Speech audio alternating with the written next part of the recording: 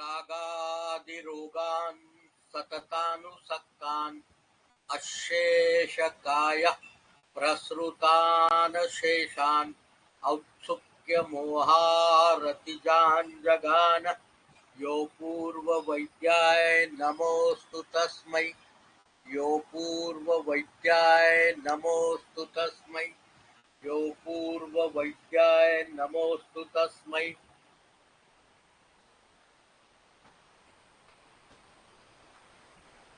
आज राखी पूर्णिमा महोत्सव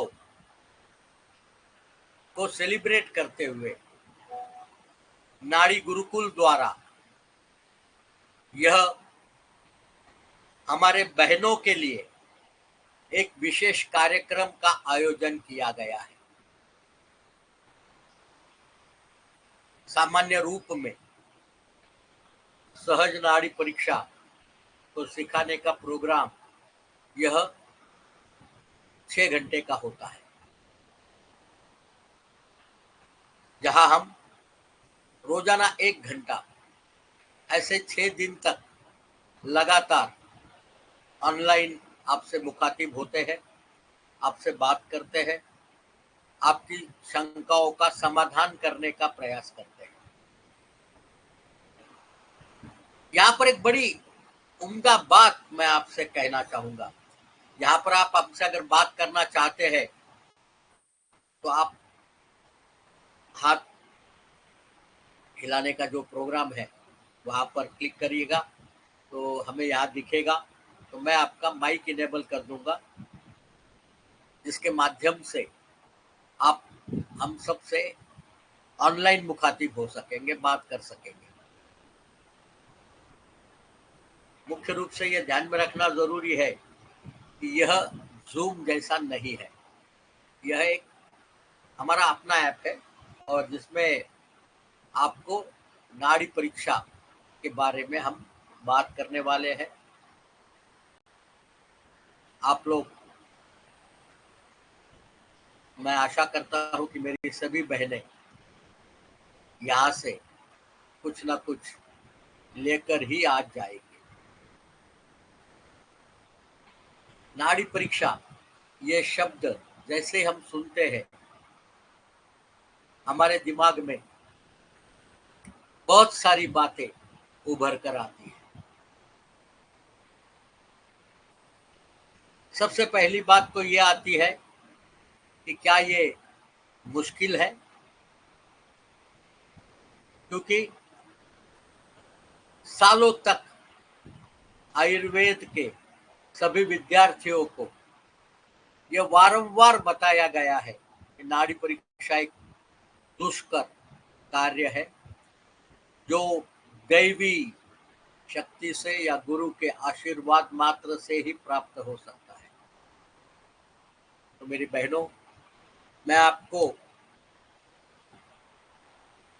निश्चयता पूर्वक ये कहना चाहता हूं कि नाड़ी परीक्षा एक बहुत ही साधारण सी रुग्ण परीक्षा है।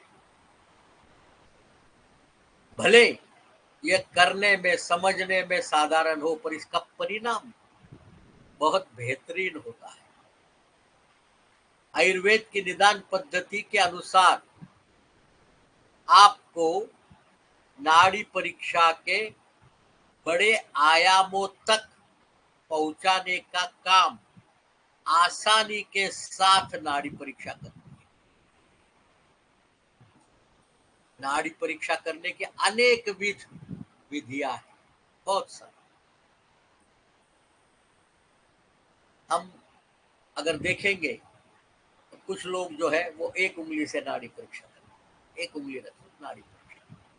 कुछ लोग 2 उंगली से करते हैं, कुछ लोग 3 उंगली से करते हैं, कुछ लोग 4 उंगली से करते हैं, कुछ लोग 5 उंगली से करते हैं। बात समझ में, बड़ी मजेदार बात। अब यहाँ पर भी समस्या है। कुछ लोग उंगलियां रखी तो एक ही स्तर पर करते हैं, कुछ लोग 2 स्तर पे करते हैं, कुछ लोग 3 स्तर पर करते हैं, कुछ लोग 4 स्तर पर करते हैं, कुछ लोग 5 स्तर पर करते हैं, कुछ लोग 7 स्तर पर करते हैं, वेरिएशन सब भी है। कुछ लोग एक ही हाथ में करते हैं, कुछ लोग दोनों हाथ में करते हैं, कुछ लोग लिंग के प्राधान्य से पुरुषों के दाहिने हाथ की, स्त्रियों के बाएं हाथ की नाड़ी परीक्षा करते हैं। अगर हम शास्त्र वचन देखने जाओ तो भी हमें इस प्रकार की अनेक विधाएं देखने को मिलती। और आगे की भी बात है, बहुत मजेदार बात, कुछ लोग नाड़ी परीक्षा करते हुए पूरी उंगली को 1 यूनिट मानते हैं, कुछ लोग इसके 2 हिस्से करते हैं, कुछ लोग इसके जैसे ऊर्ध्व और अधो 2 हिस्से हो गए, कुछ लोग इसके 3 हिस्से करते हैं, आदि मध्य और अंत। कुछ लोग इस 3 हिस्से के भी और 3 हिस्से करते हैं, तो 9 हिस्से हो गए एक उंगली के। यानी स्थूलता से लेकर सूक्ष्मता तक अनेक विध पद्धतियों से नाड़ी परीक्षा की जाती है, प्रैक्टिस में इस्तेमाल की जाती है, अनेक लोग उसका प्रयोग करते हैं और सभी के सभी निदान की उस परंपरा का पालन करते हैं जो त्रिदोषों के आधार। यह बात मैं बड़ी जिम्मेवारी के साथ कहता हूं। नाड़ी परीक्षा क्षेत्र में 35 साल सिखाने में गुजारने के बाद कि नाड़ी परीक्षा ये एक यूनिवर्सल नैदानिक प्रक्रिया है। दुनिया के हर कोने में, हर हिस्से में ये नाड़ी परीक्षा का अनुलंब किया जाता है और उन परीक्षा में रादर रुग्ण की सभी तरीके परीक्षा में सबसे पहली परीक्षा अगर कोई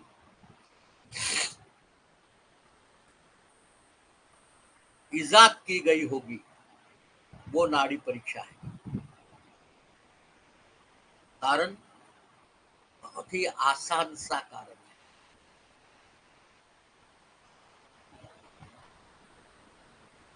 बहुत वर्ष पूर्व से, कुछ सहस्त्राब्दी पूर्व से ये माना जाता है कि नाड़ी जो है वो हृदय के कार्यकलाप को समझने का सबसे आसान तरीका है। Pulse was always considered as expression of the heart. हृदय कैसे काम करता है ये समझने के लिए ईसीजी आने के पूर्व में, किंबहुना स्टेथोस्कोप भी आने के पूर्व में हमारे पास मात्र एक साधन था, वो था नाड़ी। उससे भी बढ़कर बात मैं आपको कहूंगा, नाड़ी यह सामने वाली व्यक्ति जिंदा है या मुर्दा यह समझने का सबसे आसान तरीका था। और इसीलिए आज से 20,000 वर्ष पूर्व ऋग्वेद में हमें यह देखने को मिलता है, इयमस्य धम्यते सनाड़ी, साचो जीव साक्ष्य, इयमस्य धम्यते सनाड़ी।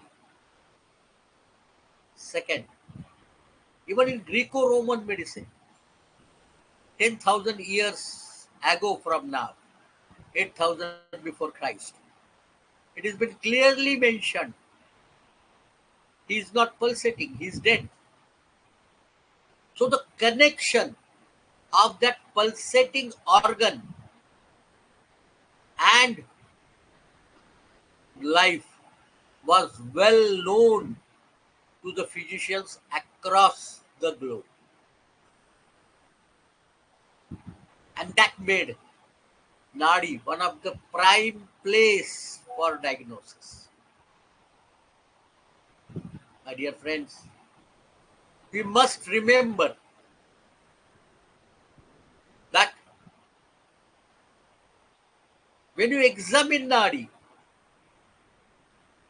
what you are examining, you must know that. नाड़ी परीक्षा करते हुए सबसे ज्यादा गलती अगर हमारा परीक्षक विद्यार्थी, मेरा डॉक्टर मित्र या मेरी बहना करती है, जो मेरे पिछले 35 साल के अनुभव में ध्यान में आया है, वो है नाड़ी पे उंगलियां रखने के बाद नाड़ी नाम के ट्यूब को ढूंढना।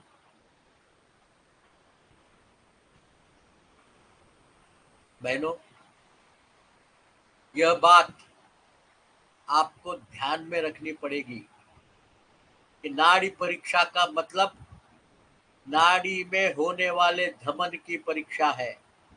आप रखिए उंगलियां नाड़ी पर।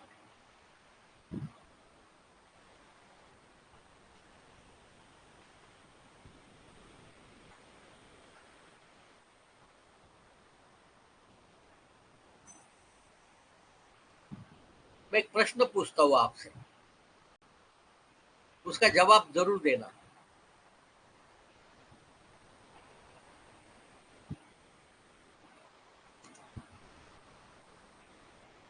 जब आप नाड़ी पे उंगलियां रखते हो,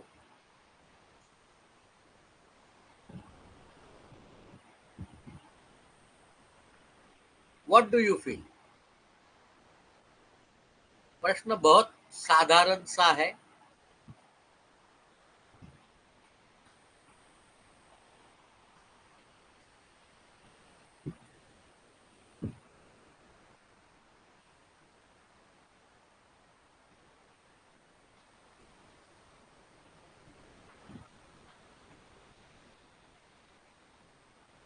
और इसका बड़ा सोच कर जवाब देना। नाड़ी पे उंगलियां रखना अपनी, क्योंकि आपकी उंगलियां नाड़ी पे होगी तभी ये बात संभव होगी कि आप उसका जवाब दे पाओ।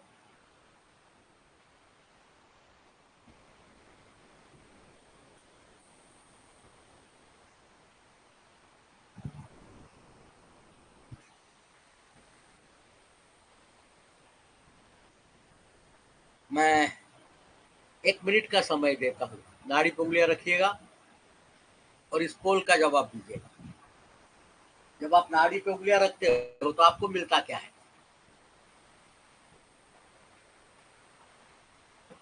जल्दी जल्दी, उंगलियां रखने के बाद आपको महसूस क्या होता है?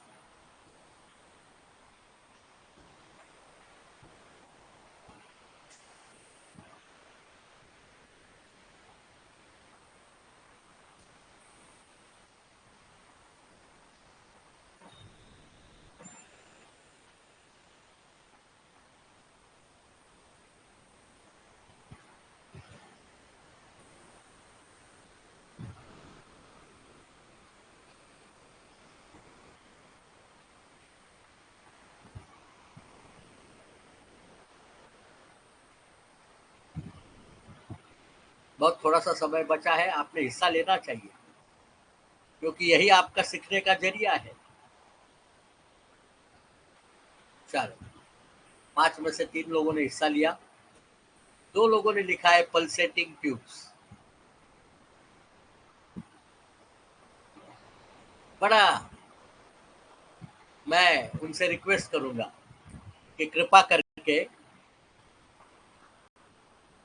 चार्ट में उनको ट्यूब का कौन सा हिस्सा महसूस होता है वो लिखिए।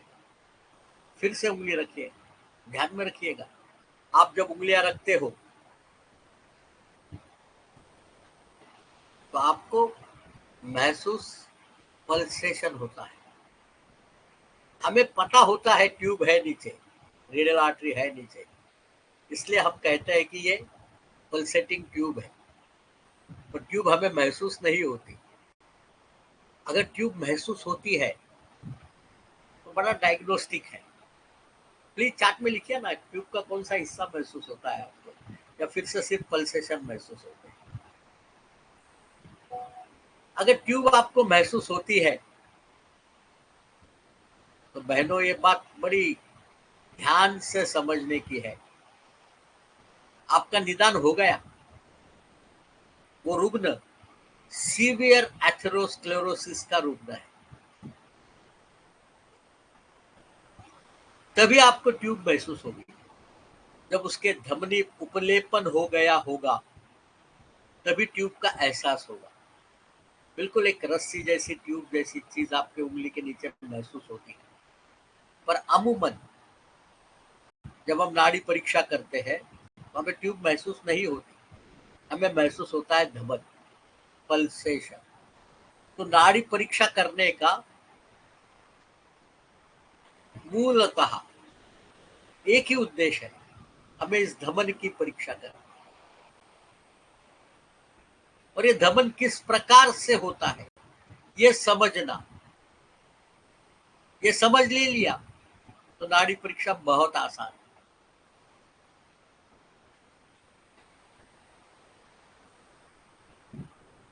बहुत बहुत आसान। ध्यान में रखना, आप नाड़ी पे उंगली रखने के बाद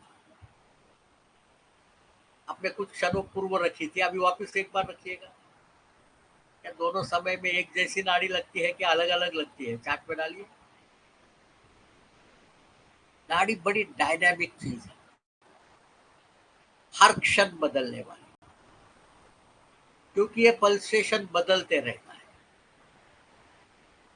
और ये पल्सेशन एक सम टोटल है मल्टीपल फिजियोलॉजिकल चीजों का, जिनका परिणाम सीधा उस धमन पर होता है।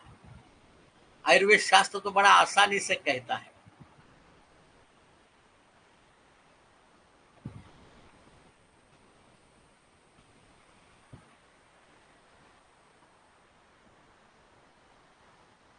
एक बोल फिर से जवाब देंगे आप? हमें आशा करता हूं मैं।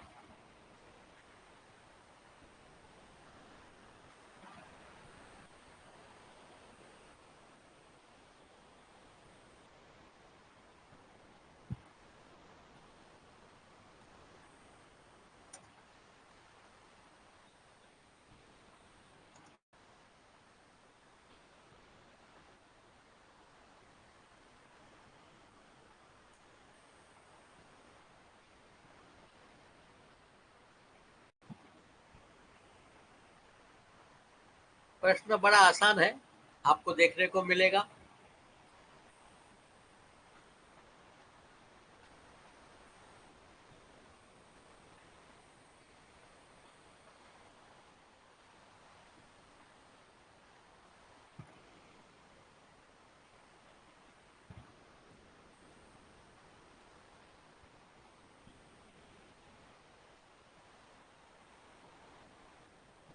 हमारी बहुत सारी गलत फहमियां है, बड़ा मजेदार है। कौन सी किताब है आयुर्वेद की पहली जिसमें आपको नाड़ी परीक्षा के बारे में जानकारी मिलती है?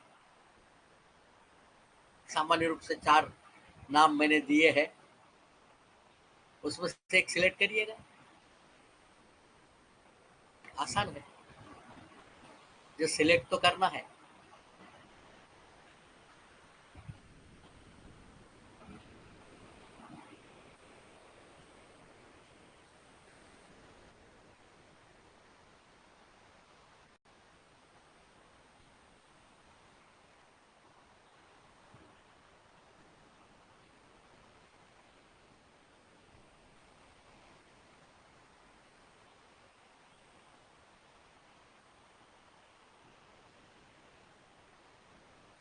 बड़ी मजेदार सी बात है कि आप 5 में से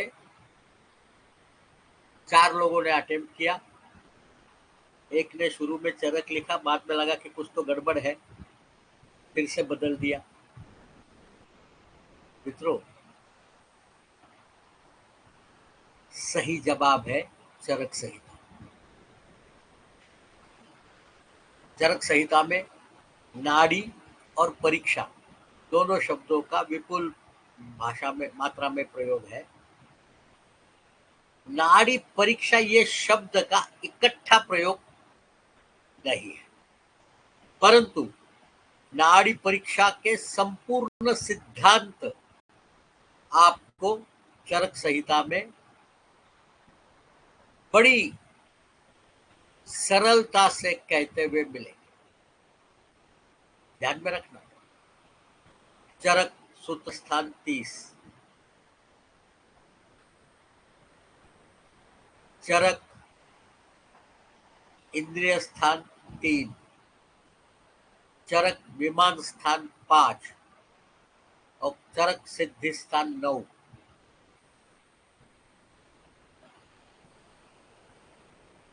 दश महामूलीय सूत्रीय अध्याय, परिमृशनीय इंद्रिय अध्याय, स्रोतो विमानीय अध्याय, त्रिमर्मीय सिद्धि अध्याय, ये 4 अध्याय है। ये 4 अध्यायों को आपने इकट्ठा पढ़ना चाहिए, तो आपको ध्यान में आएगा नाड़ी परीक्षा के सिद्धांतों का शब्दशः वर्णन हमें चरक संहिता में स्पर्श विज्ञान के नाम से मिलता है। मैं विमानीय का उल्लेख इसलिए करता हूँ, वहां कहता है वो त्रिकोट्यान्नी नाड्यः माना धमन्याः श्रवणा स्तोतांसि सरनाथ सिराः, और धमनी का वर्णन करते हुए कहते हैं कि रथ प्रभवा, हृदय से निकलने वाली 10 धमनियां ऊर्ध्व बाजू को, 10 आधो बाजू को। बेल आगे जाके कहता है कि तत्रत प्रभवा सिरा, सिरा जाके मिलती किसको है, तो हृदय को मिलती है। अगर सब टोटल में देखेंगे, it's nothing but a classical understanding of circulatory system where heart works like a pump, महामूला महत, और वो भेजता है पोषक तत्वों को रसौज के नाम से सभी धमनियों के माध्यम से विविध धातुओं तक, और वहां से ये स्रोतस के माध्यम से धातुओं तक पहुंचती है और सिराओं के माध्यम से वापस जमा कर कर हृदय तक लाई जाती है। पूरा साइकिल है, जिसमें सबसे महत्वपूर्ण अवयव है जो है हृदय, वो महामूल कहा गया है, सभी स्रोतों का मूल। बात समझिए, माना धमन्याः, शब्द ध्यान में रखिएगा, माना धमन्याः श्रवणात् स्रोतांसि, और स्रोतस की व्याख्या आगे करते हैं, परिणाम आपद्यमानानाम धातूनाम अभिवहन्ति, वहन्ति नहीं, अभिवहन्ति सस्रोतसाः, वहन करने का काम तो धमनी करती है, स्रोतस की तरफ आते आते वो धातुओं तक पोषक तत्वों को पहुंचाती है। क्या रास्ता खोलती है? नहीं, ऊज आउट होता है, स्त्रवनाथ, और वहां से फिर से जमा करते सरनाथ सिराहा। अब सिरा हमें हमारे शरीर में बहुत बहुतायात में दिखती है। अगर आपने भी आपके हाथ के पीछे की तरफ देखा, आप में से सब लोगों ने कभी ना कभी तो ब्लड दिया होगा, लिया होगा, तो सिरा आपको बहुत स्पष्ट रूप से दिखती है, दिखती है ना, कुछ कंडराए भी और कुछ सिराए भी। जब चरक कहता है कि त्रिकोट्यान्नी नाड्यः, स्रोतस तो सूक्ष्म होते हैं, उनको देख पाना नामुमकिन है, उनका ना परीक्षा कर पाना नामुमकिन है, लक्षण मात्र से होगी, पर सिराओं का परीक्षण संभव है, तो कहता भी है। पर क्या जब हम नाड़ी परीक्षा की बात करते हैं तो सिराओं की परीक्षा करते हैं क्या? नहीं करते, हम परीक्षा करते हैं धमनी की, और धमनी की परीक्षा करते हुए हम परीक्षा करते हैं मूल रूप से उस धमन की पल्सेशन।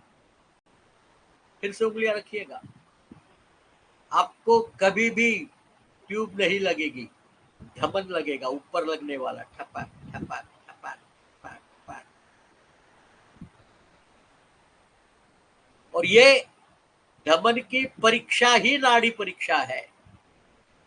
अब हमें ये सोचना है, जरूरी रूप से सोचना है कि धमन होता क्यों है, क्योंकि जब उसका मूल कारण का पता चलेगा, जो चरक में स्पष्ट रूप से कहा गया है। मॉडर्न फिजियोलॉजी तो बहुत इलेबोरेट कहती है उसको।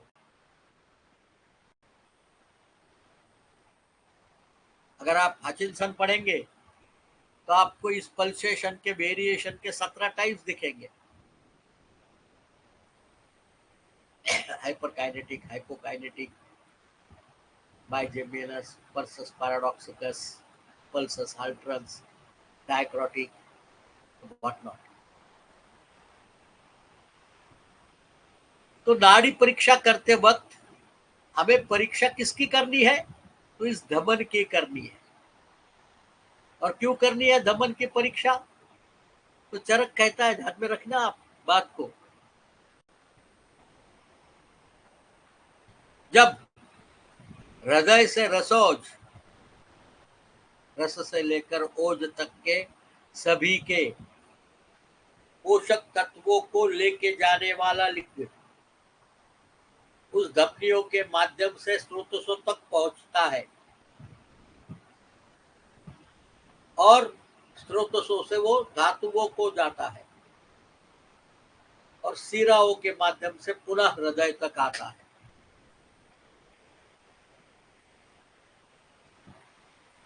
इसमें खले कपोत न्याय भी है, केदार कुल्या न्याय भी है, शिरदधि न्याय भी है। हृदय से निकलने वाली आपकी मोटर लगी है, पंप हुआ पानी, केदार कुल्या में गया, धमनी के माध्यम से सब जगह पर पहुंच गया, वहां पर वो परकोलेट होता है स्रोतों में से। परिणाम आपद्यमान धातुना अभिवह, और उसके बाद जमा कर कर इस्तेमाल किया हुआ। आप बात समझो, हर स्रोत के लिए अलग लगेगा।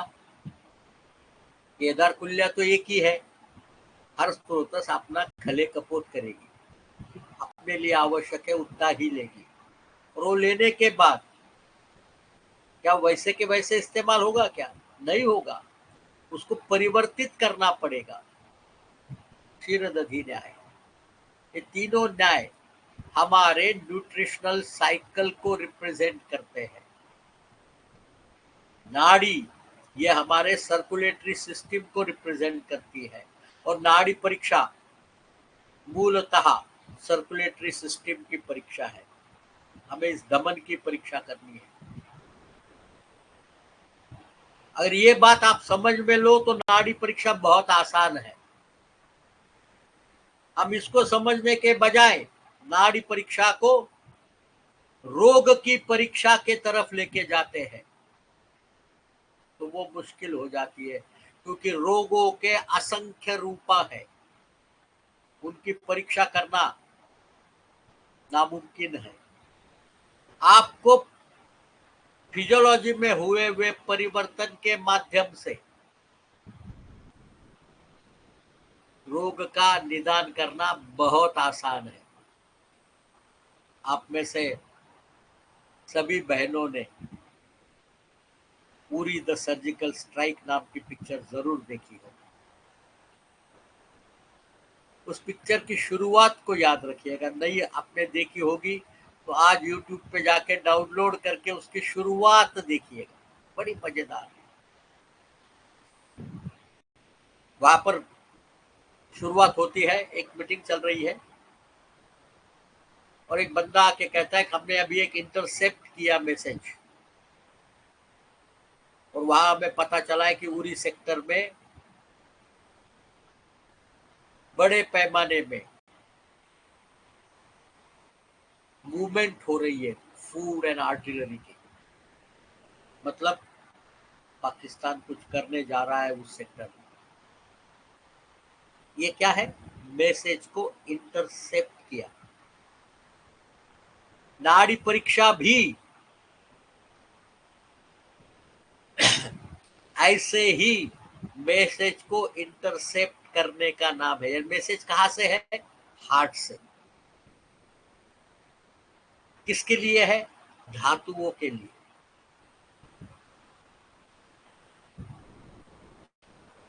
क्या है कि भाई हम ये मटेरियल भेज रहे हैं, आप ले लो। आपको जिस चीज की जरूरत है वो सब चीजें भेज रहे हैं। और ये ध्यान में रखना, जब भी व्याख्या स्वास्थ्य की होती है तो हम दोष साम्य को स्वास्थ्य नहीं कहते, धातु साम्य को स्वास्थ्य कहते हैं। धातु साम्य को हम स्वस्थ कहते हैं। विकारो दोष वैषम्यम धातु साम्यम ही अरोगतः। बड़ी महत्वपूर्ण बात है। ये धातुओं को पहुंचाने वाला जो साधन शरीर में है वो है धमनी। और ये धमनी हृदय से ये पोषक तत्वों को लेके जाती है। और चरक कहता है इसमें जो गुणांतराधान है, गुण परिवर्तन जो होता है, उस गुण परिवर्तन को आप परावर्ती पेरिफेरियल आर्टरीज में स्पर्श के द्वारा समझ सकते हैं। स्पर्श विज्ञानम इति चेत। आगे जाके कहता है कि कोई भी ज्ञान शरीर के बारे में स्पर्श के सिवा नहीं है। खड़ंगमंग विज्ञानम, ये सभी ज्ञान हमें स्पर्श मात्र से होता है।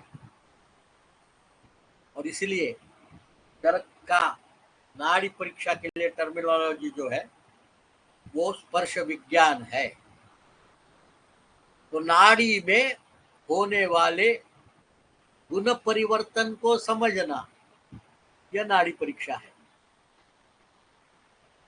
किंबहुना व्याधि के लिए भी हम करते यही है, दोषों के परीक्षण के लिए भी हम करते यही है, गुण परिवर्तन को ढूंढते हैं। वात वृद्धि हुई, कोई काम की बात नहीं। शीत गुण से वात वृद्धि हुई, ये काम की बात है। वृक्ष गुण से वात वृद्धि हुई, ये काम की बात है। खर गुण से वात वृद्धि हुई, ये काम की बात है। जल गुण से वात वृद्धि हुई, ये काम की बात है। क्योंकि जब तक हमें गुण का परीक्षण करते नहीं आएगा तब तक हमारी निदान की प्रक्रिया अधूरी है। तो नाड़ी परीक्षा में हमें जो परीक्षण करना है वो गुण परिवर्तन का परीक्षण करना पड़ेगा। और ये गुण परिवर्तन हमें नाड़ी में आसानी से मिलता है। अर्थात आज ये जो हमारे बहनों के लिए विशेष कार्यक्रम है, इसमें संपूर्ण गुणों का परीक्षण करना बताना असंभव है, आपको भी पता है। फिर भी हम कोशिश करेंगे कि नाड़ी परीक्षा के सामान्य सिद्धांतया कैसे करनी चाहिए, क्या परिवर्तन मिलता है, उसको कैसे समझना चाहिए, इस पे उहापोह करेंगे।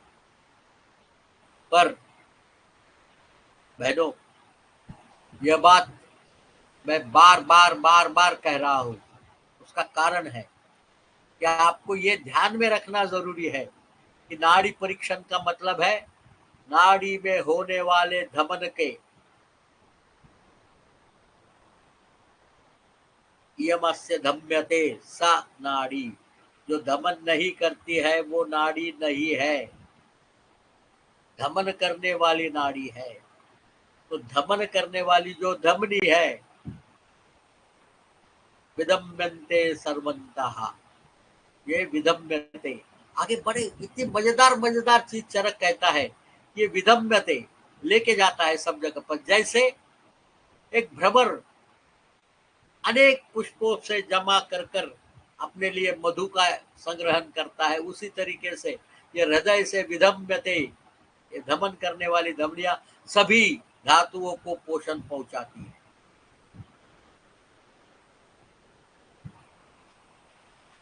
और ये पोषण के परिवर्तन को ढूंढना व्याधि को ढूंढना है।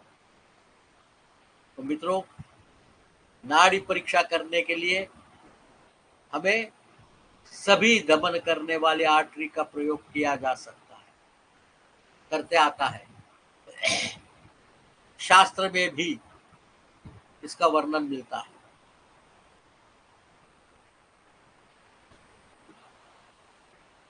तकरीबन दाएं साइड को 9, बाएं साइड को 9, ऐसे मिलाकर 18 जगहों पर शंख, अपांग, मन्या, कक्षा, कुरकुर, मणिबंध, वंशन, जानू, गुल्फ और पाद 9 दूसरे बाजू के लिए। ऐसे 18 जगह पर नाड़ी परीक्षा की जा सकती है। बहुधा बसवराज्यम कहता है रुग्ण परीक्षण में सभी स्थानों की नाड़ी की परीक्षण करनी चाहिए। जहां विकृति हो रही है उसके नजदीक के स्थान में आपको प्रकर्ष से विकृति का अवधारणा होता है, परंतु एनाटॉमिकल कारणों से और आसानी के कारण से रेडियल आर्टरी पर नाड़ी परीक्षा अमूमन की जाती है।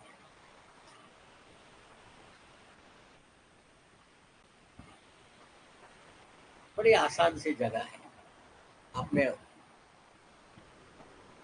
तर्जनी रखी, बाद में मध्यमा, बाद में आगे।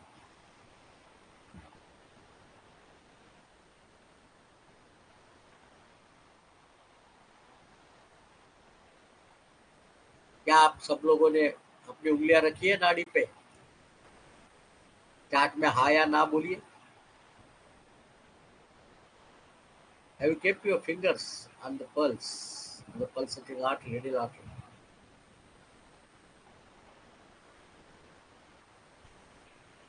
आपका हाँ नहीं आवे तो मेरे को पता नहीं चले ना कि आप कर रहे हैं कि सुन रहे हैं, नहीं सुन रहे हैं।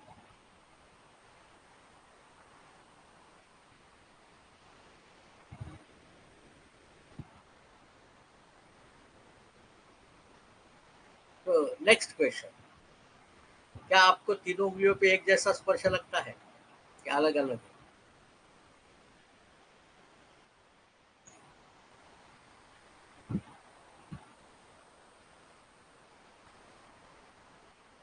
बोलिए।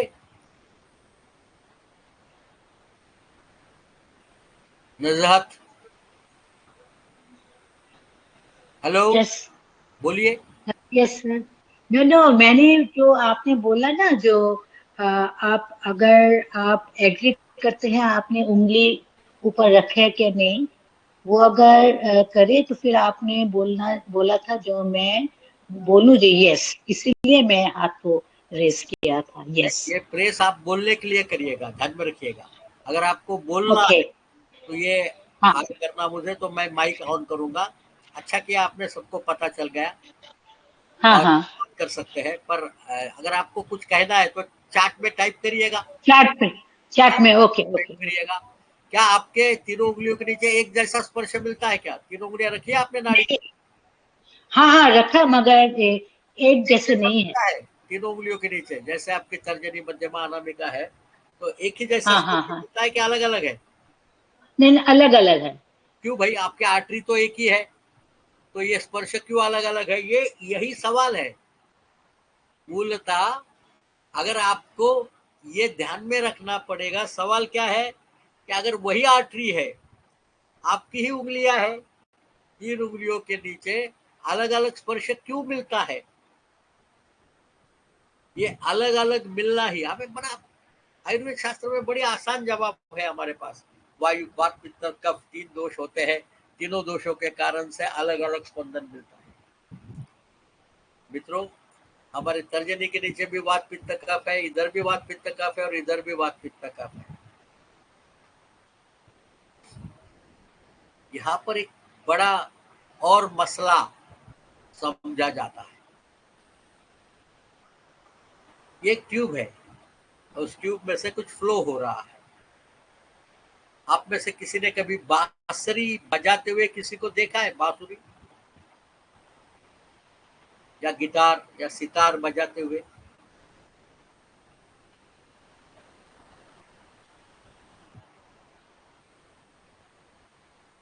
क्योंकि वहां पर आपको बड़ा मजेदार बात ध्यान में आएगी।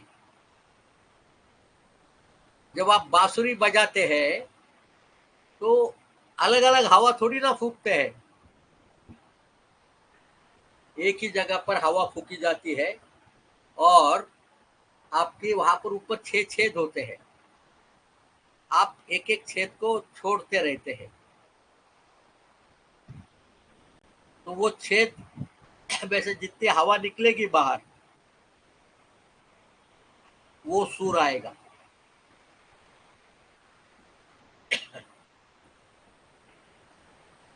तो यह है principle of intervention in the dynamic flow. क्योंकि ये हिमोडायनेमिक फ्लो है, वहां पर जब आप इंटरसेप्ट करते हो तो वो एक अलग स्पंद क्रिएट करता है।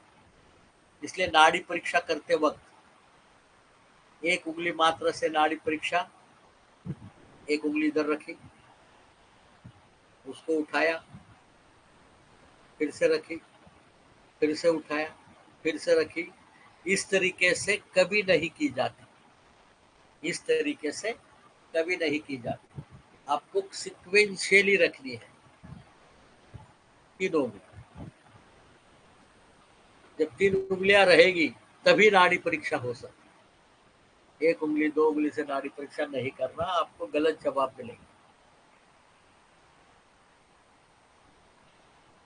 क्लियर? अब आपने नाड़ी पे उंगलियां रखी, मैं इतनी देर से आपको कह रहा हूं कि हमें गुणों को देखना है। नाड़ी पे उंगलियां रखो। जब हम गुण की बात करेंगे तो कौन से गुण की बात करेंगे? डालिए, चार्ट में डालिए जरा, कौन से गुणों की बात करेंगे?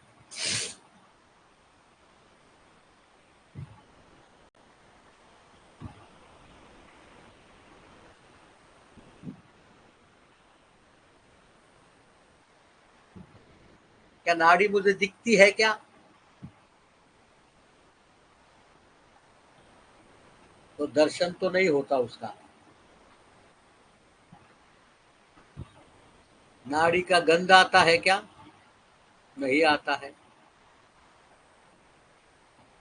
नाड़ी का कोई स्वाद लेगा क्या? नाड़ी से कोई शब्द सुनाई देगा क्या? तो हमारे जो पंच ज्ञानेंद्रिय है, जिनसे हम ज्ञान ले सकते हैं, जानकारी इकट्ठा कर सकते हैं, उसमें से मात्र स्पर्शनेन्द्रिय का ही उपयोग नाड़ी के लिए किया जा सकता है। नाड़ी के लिए न रूप, न रस, न गंध, न शब्द,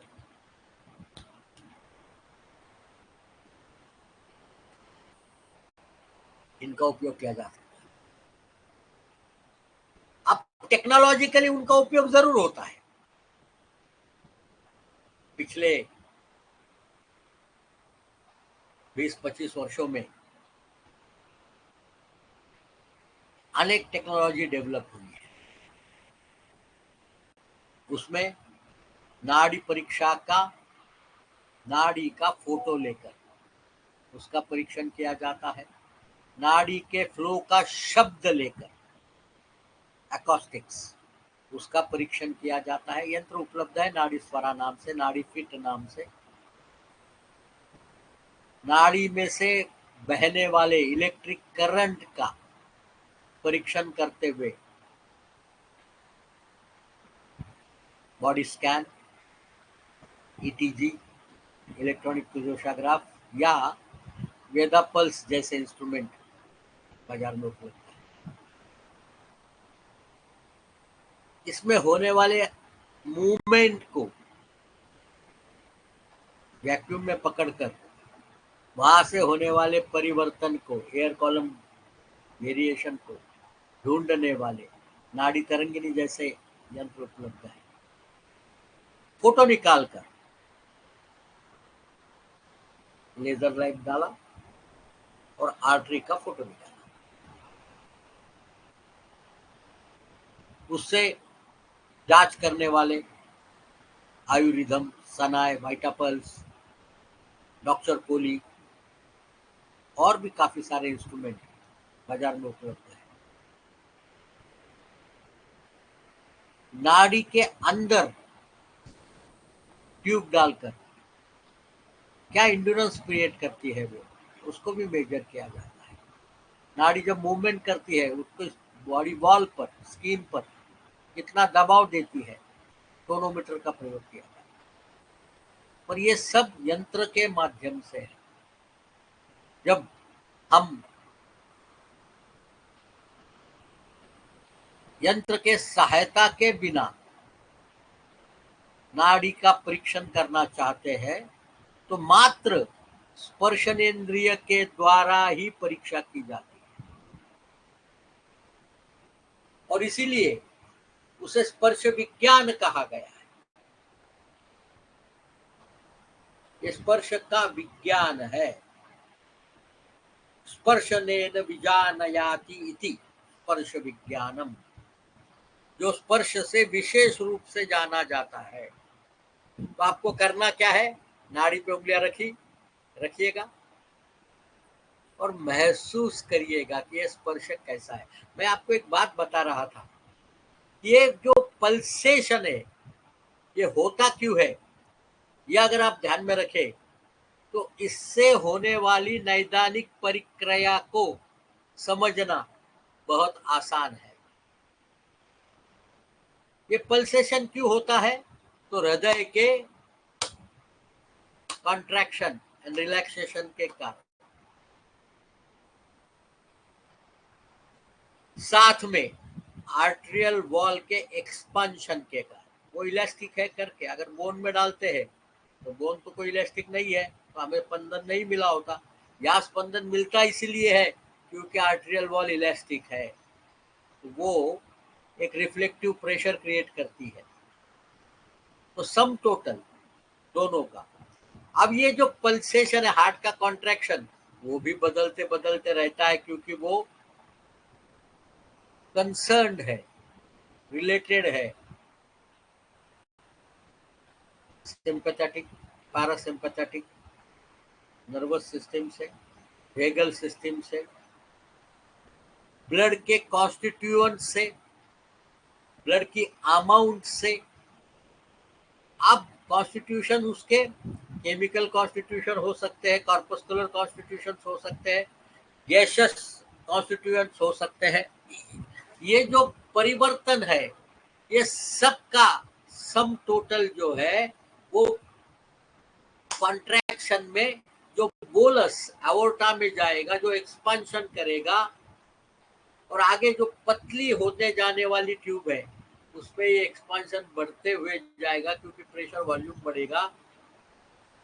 तो हमें पेरीफेरी में आते आते आराम से पल्सेशन को पकड़ते आए।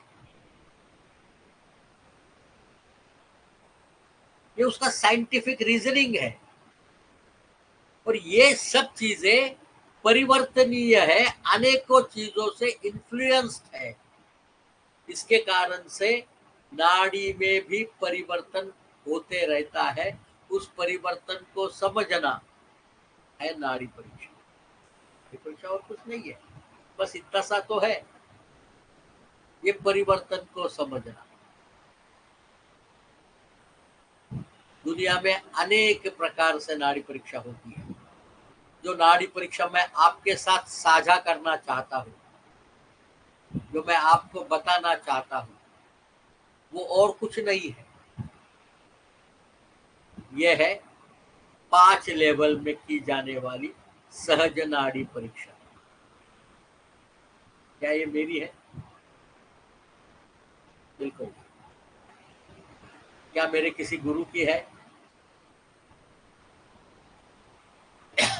नाड़ी परीक्षा परंपरा से चलते आई।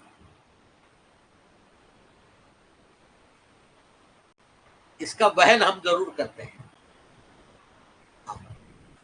इस नाड़ी परीक्षा को आप तक पहुंचाने का तरीका हमने ढूंढ के निकाला है, जो हमारी मान्यता के अनुसार सबसे आसान और आपको संपूर्ण जानकारी देने वाला ऐसा प्रयोग है।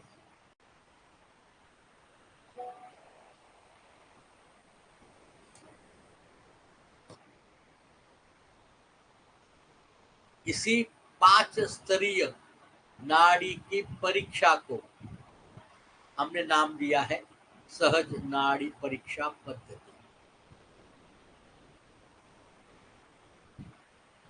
सहज इसलिए है क्योंकि ये जन्मतः आपके पास आती है, सहज जन्मती थी सहजा, और सहज हिंदी के रूप में भी है जो आसान है। इसमें आपको करना कुछ नहीं है, नाड़ी पे उंगली मात्र रखनी है और उस उंगली को रखने के बाद वहां होने वाले स्पर्श परिवर्तन को समझना है। ये स्पर्श परिवर्तन को समझना और उससे निदान की प्रक्रिया तक जाना, यह है सहज नाड़ी परीक्षा। मित्र, मैं यहाँ पर मेरे बहनों के शब्दों में प्रयोग करता हूँ। मेरी सहज आज का कार्यक्रम खास करके मेरे बहनों के लिए है।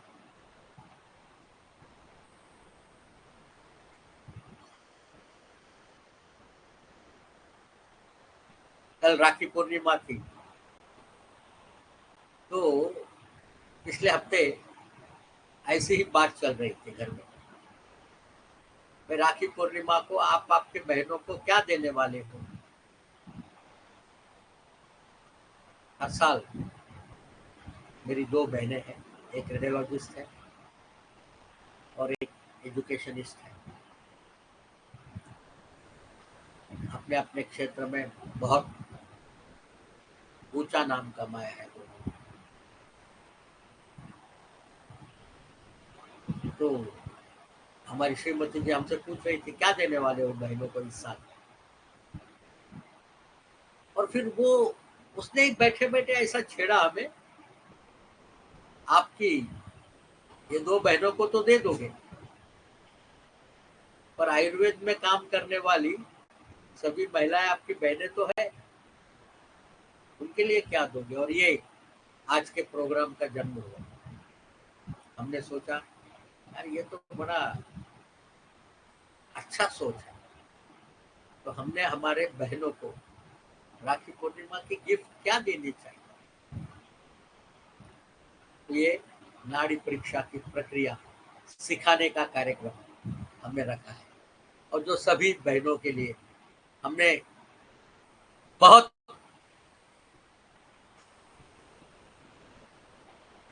सिंपल तरीके से, तो मैं आपको सबसे पहले नाड़ी के बारे में इतना देर बता इसलिए रहा हूं क्योंकि ये समझ में आवे तो नाड़ी परीक्षा बहुत आसान है। अगर ये समझ में नहीं आता है, क्या भाई आवाज सभी के लिए कमजोर है कि ये नुजरत मैडम के लिए ही कम है? कृपया चार्ट में बताना मुझे कि आवाज हमारी सबके लिए कम है या सिर्फ उनके अकेले के लिए कम है। उनके अकेले के लिए कमी होगी तो वो उनके बांग्लादेश में जो नेटवर्क है उसके कारण से होगा, क्योंकि मैं तो बोलता उसी अंदाज में हूँ और वहीं पे है, वही मेरी पूरी सिस्टम जो है मेरे वेबिनार की, वो यहीं पे लॉन्च है, उसी से बात करता हूँ मैं और हमेशा करता हूँ। अगर ऐसा है तो मुझे बताइए, तो आवाज में कमी होगी तो मैं चेक कर लूँ please. Okay fine, thank you. Nusrat ben, oh you are from South Korea, oh lovely. ये तो हमारा वेबिनार सही में इंटरनेशनल वेबिनार हो गया है। हमें लगा आप ढाका से है, तो आप साउथ कोरिया से है और हमारी बाकी बहनें भारत से है, तो आपका स्वागत है इसमें। थोड़ा सा आपका वॉल्यूम बढ़ा लीजिएगा। क्योंकि यहाँ तो सभी को ऑडिबल है, तो या तो हेडफोन का प्रयोग करिएगा या इट वुड वर्क।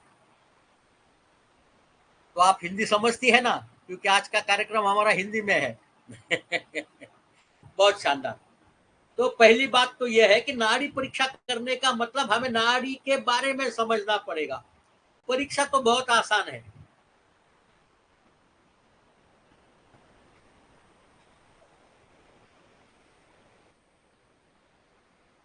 मैं अगर आपको कहूंगा ये जलेबी है, तो आप एक्सेप्ट करेंगे इसको? ये जलेबी है, क्या कहते हैं आप? जरा चाट में डालिए, ये जलेबी है कि नहीं है।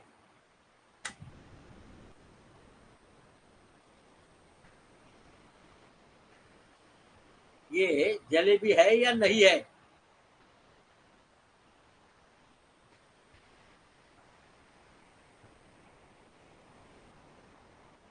पहले तो आपको ये पता होना चाहिए जलेबी होती क्या है। ये जलेबी जैसी दिखती है क्या? बिल्कुल नहीं है। आपने बहुत सही तरीके से कहा नंदिनी जी, क्योंकि आपको पता है वो जलेबी नहीं है। मुझे भी पता है जलेबी नहीं है। क्यों नहीं है? क्योंकि आपको जलेबी का होना पता है। अगर कोई भी राउंड राउंड राउंड राउंड चीज, जिसको हम चकली कहते हैं महाराष्ट्र में, वो मैं आपके सामने पकड़ू, तो क्या आप उसको जलेबी कहेंगे? दिखने को जलेबी जैसी है, या कड़बोड़े कहते हैं। चकली पे तो कांटे कांटे होते हैं, बिना कांटे वाले कड़बोड़े होते हैं। वो भी जलेबी नहीं है, क्योंकि जलेबी का एक विशेष रूप, रस, गंध, स्पर्श सब कुछ है। नाड़ी परीक्षा में भी आपको ये ध्यान में रखना पड़ेगा कि विशिष्ट स्पर्श के साथ आपको परीक्षा करते आनी चाहिए। वो स्पर्श का ज्ञान है, और ये स्पर्श का ज्ञान समझना चाहिए। और ये स्पर्श का ज्ञान आपका नाड़ी के प्रति नहीं है। मैं बार बार दोहरा रहा हूं,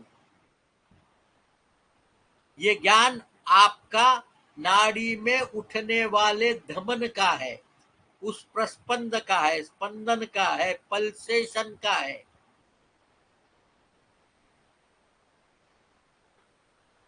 उस पल्सेशन का है। तो आपको नाड़ी पर रखनी है उंगलियां। प्लीज रखिएगा। यू कैन कॉपी मी, या आपको जैसे भी रखनी है वैसे रखिएगा। कोशिश ये करिएगा तर्जनी अंगूठे के पास हो, मध्यमा उसके बाद, अनामिका उसके बाद हो। यह सीक्वेंस अमूमन प्रयोग किया जाता है, क्योंकि हमारी नैदानिक प्रक्रिया के लिए ये सीक्वेंस की आवश्यकता है। हम उसको नाम देने पड़ेंगे ना कुछ तो।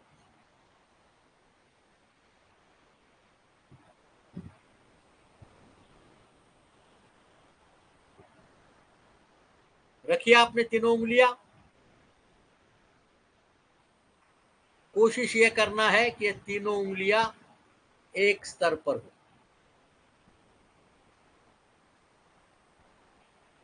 हमारी तीनों उंगलियां एक स्तर पर होनी चाहिए, at a single level, in a single plane.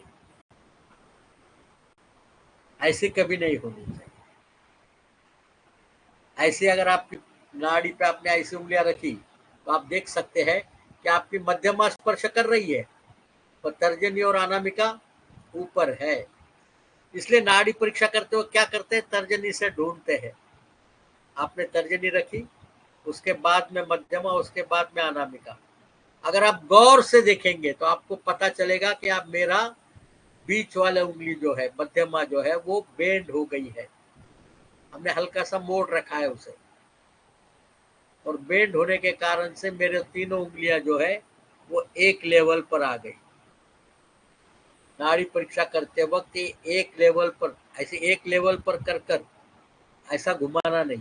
इसलिए आपको ढूंढना है पहले तर्जनी से, फिर मध्यमा और फिर अनामिका, और ये तीनों उंगलियों को रखना है।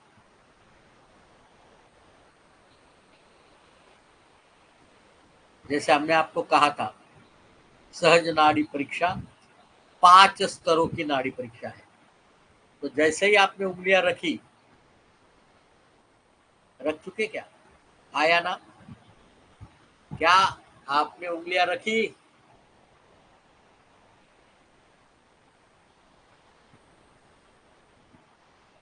जैसे उंगलियां रखेंगे, यह नाड़ी परीक्षा का पहला लेवल है, फर्स्ट लेवल, पहला स्तर, जिसका नाम है इमीडिएट एक्सप्रेशन।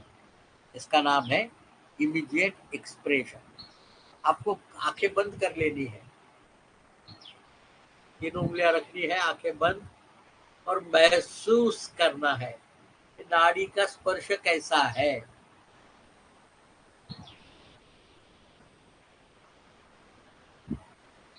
महसूस मात्र करना है। बड़ा पहला स्पर्श जो है आप आसानी से समझेंगे, क्योंकि ये वेव फॉर्म है। बोलस आ गया आर्टरी में तो वेव बनी, एक ऊपर जाने वाली, ऊपर की नीचे आने वाली, इस तरीके के हमें वेव फॉर्म महसूस होता है। जैसे कि आपके उंगलियों के नीचे आपने, आप ये पेन को ऐसा घुमा देंगे बॉडी को, तो आपको एक पता चलेगा, एक मूवमेंट होती है। वो मूवमेंट नाड़ी में लगती है। या अगर ऊपर जाने वाली, ऊपर का और नीचे आने वाली, ये तीनों हिस्सों का पता चलता है, उसे कहते हैं सॉफ्ट पल्स। या आप अगर इस यहाँ पे स्पर्श करेंगे,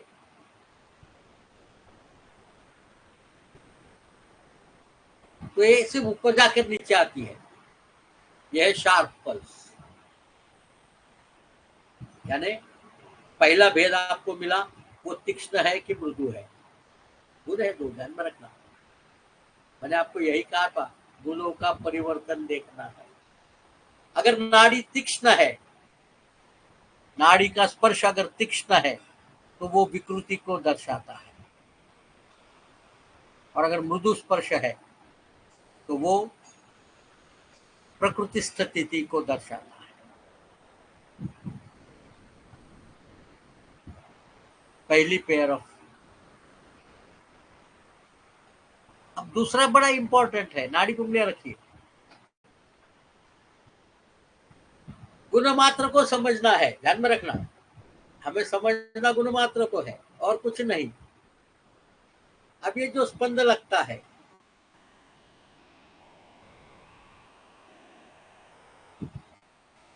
आपको लगातार एक विशिष्ट लय में लगेगा, जो नियमित है। इंटरवल दोनों के बीच वाला नियमित आएगा, विद रेगुलर इंटरवल। तो यह है रेगुलर नाड़ी। पर अगर कभी कुछ बीट्स मिस होती है, या कभी कुछ अधिक आती है, जैसे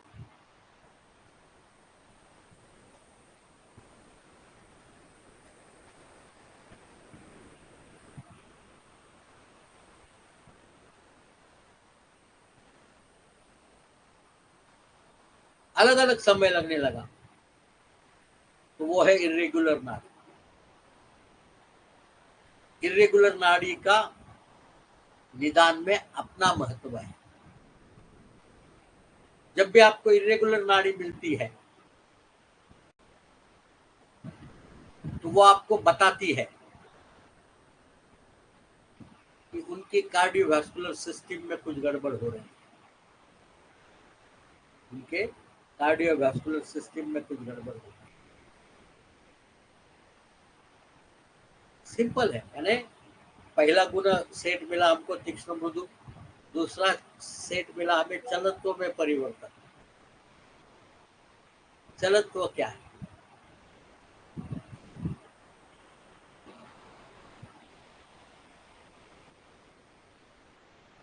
तीसरा,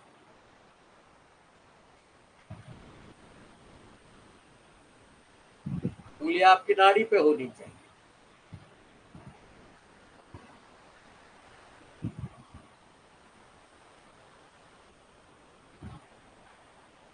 तीसरा परिवर्तन हमें यहाँ जो मिलता है, वो है ये नाड़ी भरी हुई, भरी भरी सी लगती है कि खाली खाली सी लगती है। उसके काठिन्य की परीक्षा है। अंदर से भर के आई है या थोड़ी सी खोखली है। अगर भरी हुई सी नाड़ी है, तो वो एक्यूट कंडीशन दिखाती है। उसमें अगर खोखलापन हो तो वो क्रॉनिक कंडीशन दिखाती है।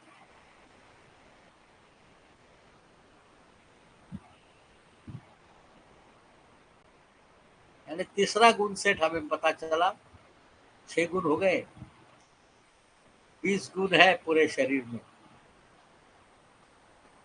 गुरुर्मंद हिमस्निग्ध सक्ष्म सान्द्र मृदुस्थिराः गुणाः ससूक्ष्म विशदाः विंशति स विपर्ययाः। वाग्भट बड़ा मस्त मजे से कहता है। गुरु लघु मंद तीव्र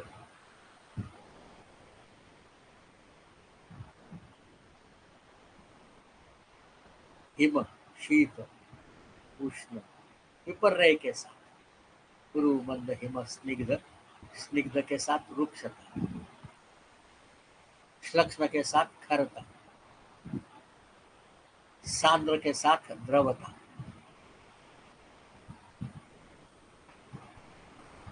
मृदु के साथ कठिन, स्थिर के साथ चल, सूक्ष्म के साथ स्थूल,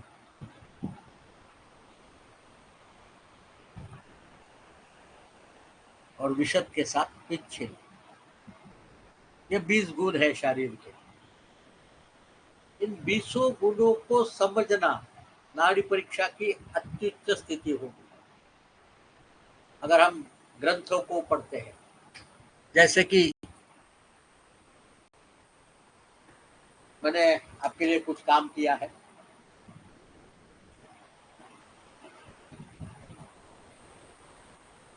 हमें एक किताब मिली है, सहितोक्त नाड़ी विज्ञान। इसमें सभी संहिताओं से नाड़ी के बारे में जो श्लोक है उनको इकट्ठा किया गया, 16 किताबों में से।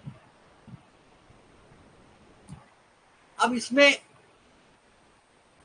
आपको बड़ी ये सब गुना की, सूक्ष्म सूक्ष्म, वक्त्रा तीव्रा च, नहीं, ये हमारे श्लोक जो है वो संस्कृत भाषा में है सभी। ये श्लोकों का कंपाइलेशन है जो संस्कृत में है। मेरी अंग्रेजी किताबें कुछ और है। टेक्स्ट बुक ऑफ सहज नाड़ी परीक्षा ये अंग्रेजी है। Secrets of the pulse decoded ये अंग्रेजी है। नाड़ी परंपरा ये अंग्रेजी है। मैं आपको क्रमशः बताऊंगा सब। नाड़ी परीक्षा इन अदर साइंसेस ये अंग्रेजी है। टेक्नोलॉजी इन पल्स डायग्नोसिस ये अंग्रेजी है। वर्कबुक ये 12 भाषाओं में है, जिसमें से एक अंग्रेजी है।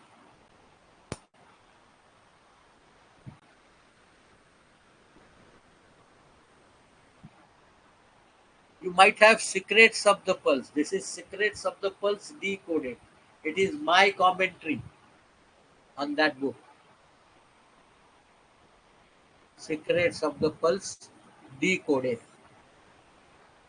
Anyway, let us complete the नाड़ी परीक्षा first.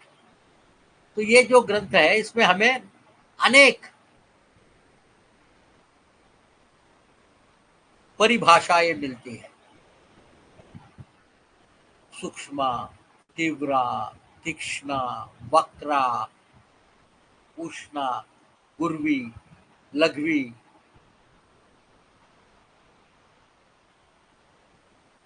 मैं आपको क्लास के एंड में बता दूंगा कि आपको ये किताबें कैसे मिलेगी।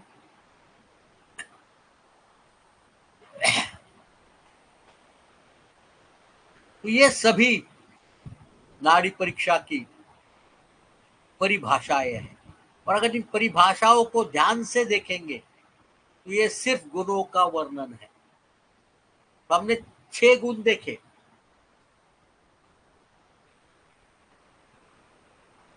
तीक्ष्ण है, मृदु है, नियमित है, अनियमित है, भरी हुई है या खोखली है। चौथा सेट हम देखना चाहते हैं यहाँ पर, वो है ये उष्ण है या अनुष्ण है। नाड़ी पुंगलियां रखे, वो अगर उष्णता की तरफ जाने वाली है, खेल बड़ा आसान सा है, ध्यान में रखना। ये पूरा गेम जो है 5-6 डिग्री फ़ारेनहीट का है, ज्यादा लंबा चौड़ा नहीं है, 5 या 6 डिग्री फ़ारेनहीट, इसका मतलब 3 सेंटीग्रेड, इतने में गेम बैठती है सब। अगर आपने नाड़ी पे उंगलियां रखे और आपको हल्का सा उष्णता, तो उष्ण महसूस हो गया, तो वो हमें इंडिकेट करता है कि वह आम की स्थिति है। नाड़ी शीत कभी नहीं होती जिंदा आदमी की, मृत्यु के बाद निश्चित रूप से शीत, बिल्कुल बर्फ जैसी ठंडी नाड़ी लगेगी, स्पंदन ही नहीं होगा। हाँ, उंगली रखो तो आपको ठंडा ठंडा ठंडा महसूस होगा। नाड़ी है मतलब अनुष्ण तो होगी होगी। शीत नाड़ी कभी नहीं लिखना। 4 सेट गुणों के हो गए। अब 5वीं चीज ध्यान में रखना, बड़ी मजेदार है। आपको कौन से उंगली के नीचे स्पंदन मिलते हैं? तर्जनी, मध्यमा या अनामिका? तर्जनी यह बताती है कि आपके शरीर में जो कुछ, अगर यहाँ स्पंदन मिला तो नाभि के नीचे वाले एरिया में काम चालू है। मध्यमा में मिला तो नाभि और हृदय के बीच में काम चालू है, और अनामिका में मिला तो ना हृदय के ऊपर वाले हिस्से में काम चालू है। तो हमने बॉडी के 3 हिस्से किए, नाभि के नीचे, नाभि और हृदय के बीच में, और हृदय के ऊपर। नाभि के नीचे, नाभि और हृदय के बीच में, और हृदय के ऊपर। तो 3 हिस्से में आपको पता चलता है कि शरीर में कहाँ कार्य चालू है। यानी नाड़ी पे उंगली रखने मात्र से आपकी निदान की प्रक्रिया पूरे रूप में शुरू हो जाती है।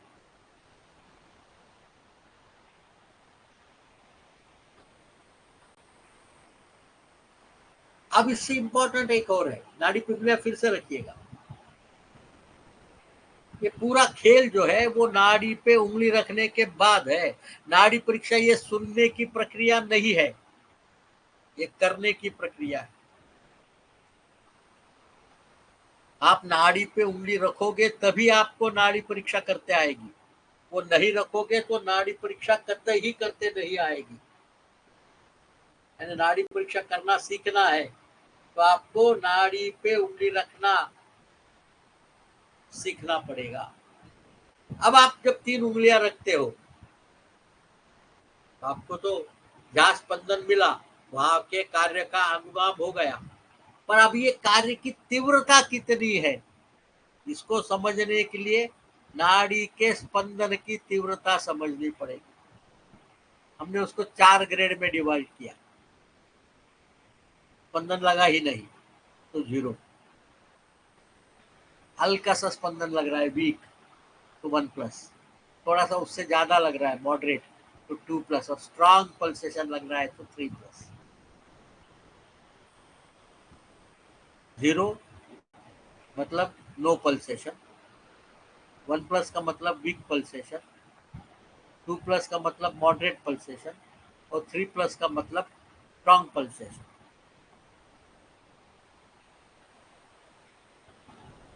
जब आप इस तरीके से ढूंढते हो, अगर आपको तर्जनी के नीचे सबसे, अभी बस लग रहा है स्पंदन, लग रहा है नहीं लग रहा है ढूंढना पड़ता है, लग रहा है, तो ये है वीक पल्सेशन, मतलब आपके नाभि के नीचे हल्का सा काम चालू है। मैंने रखी 3 उंगलियां, मध्यमा पे बड़ा तेज लग रहा है, मतलब नाभि और हृदय के बीच में तेज काम चालू है, और ऊपर भी हल्का सा लग रहा है, मतलब हल्का काम चालू है। तो आपकी निदान की प्रक्रिया शुरू हो गई, शरीर के कौन से हिस्से में कौन सा काम कितनी तीव्रता से चालू है। ये 6 चीजें हमें पहले स्तर में देखने को मिलती है। अब आपको पहले स्तर से करना कुछ नहीं है, उंगलियां आपने रखी है, यहाँ का प्रेशर कम करना है। आप देखो मैंने उंगलियां रखी है, उस वक्त मैंने कितना दबाव देना ये सोचा नहीं था, पर अब मैं सोच रहा हूँ कि मेरे को दबाव कम करना है। अगर आप ध्यान से देखोगे तो मेरी उंगलियां ऊपर की तरफ उठती हुई आपको महसूस होगी।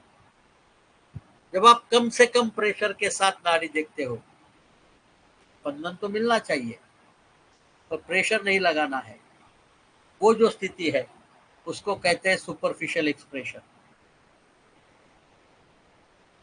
इमीडिएट एक्सप्रेशन हमें ग्रॉस अंडरस्टैंडिंग देता है बॉडी की, सुपरफिशियल एक्सप्रेशन हमें दोष स्थिति की गारंटी देता है कि दोष स्थिति में क्या हो रहा है, कितने दोषों की स्थिति में क्या हो रहा है। तो यहाँ पर हमारी उंगलियां तो 3 ही है, ध्यान में रखना।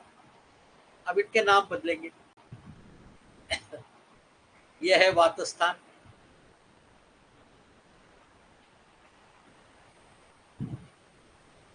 यह है पित्त स्थान, यह है कफ स्थान।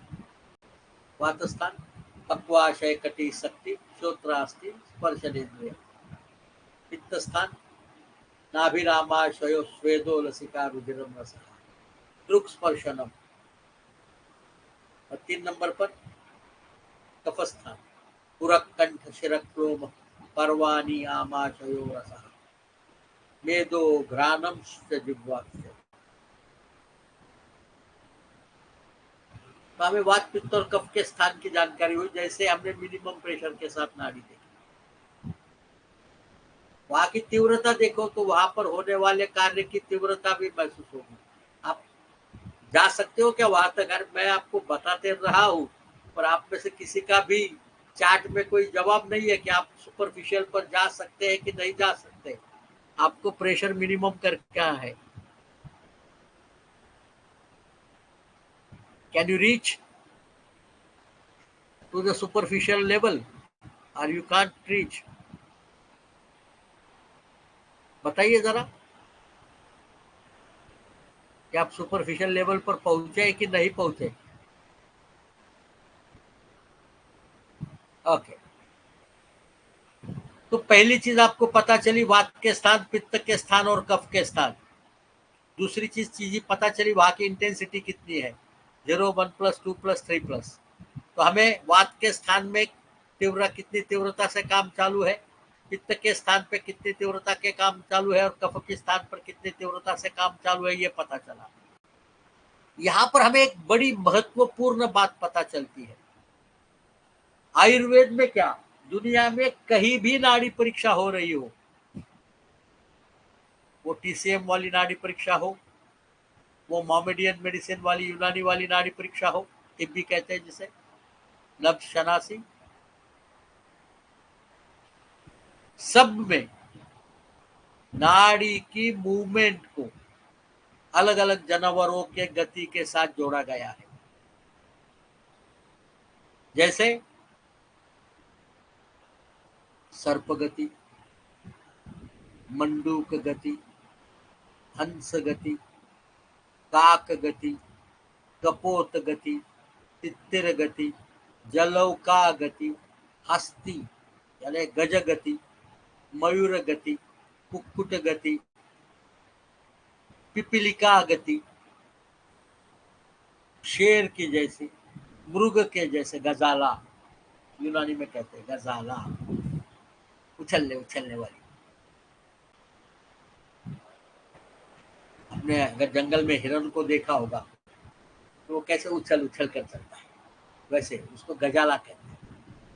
अलग अलग चाइनीज में, चाइना में प्राप्त जानवरों के नाम है, यूनानी में अपने नाम है, आयुर्वेद में अपने नाम है। पर बड़ी मजेदार बात है, 3 गतियां सब में कॉमन है। वैसे हमने जब गतियों का कंपाइलेशन किया था तो तकरीबन 85 डिफरेंट गतियां हमें मिली। पर जब हम पढ़ाने की बात करते हैं तो मैं 3 गतियों की बात साधारण रूप से करता हूं। शुरुआती दौर में ये 3 गतियां आपको ढूंढते आनी चाहिए, वो है सर्प गति, मंडूक गति और हंस गति। अब नाड़ी पे आपको मात्र स्पंदन मिलता है, नाड़ी पूरी मिलती ही नहीं है। अब उसमें प्रेशर कम कर दिया तो जो भी थोड़ी बहुत नाड़ी का स्पंद भी मिलता था वो भी अलग हो गया। तो ये सर्प मंडूक हंस कैसा पता चलेगा? एक पिक्चर ध्यान में रखिएगा।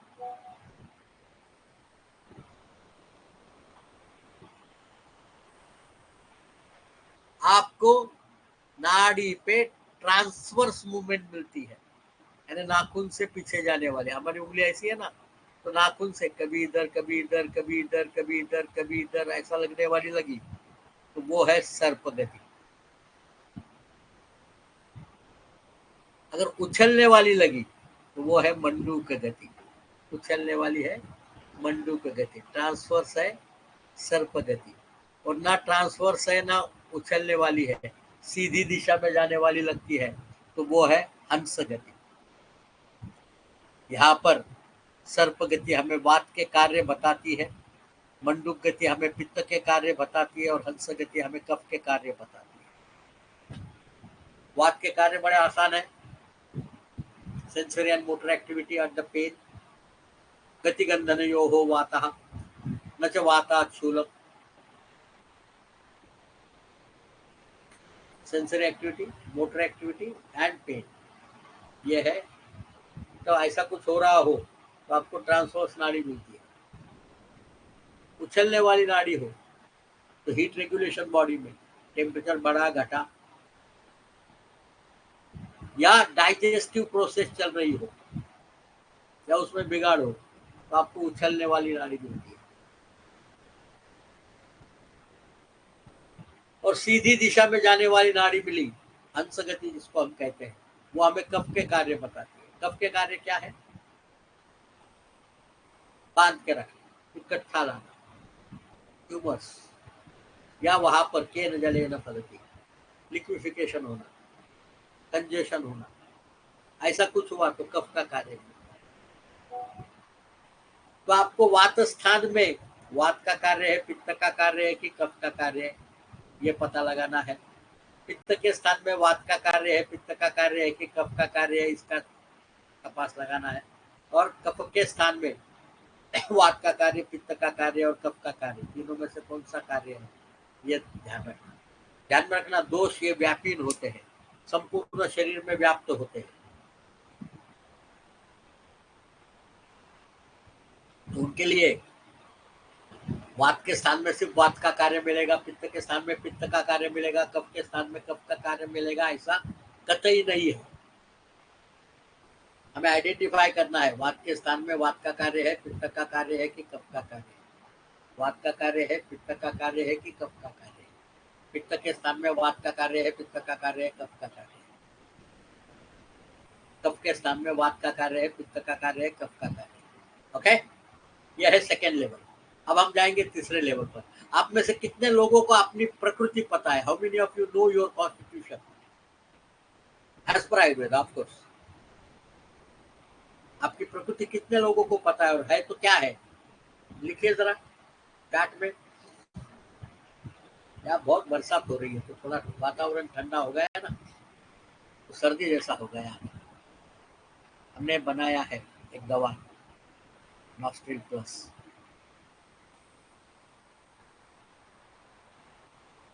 Okay, you don't know your prakriti. How many of you know?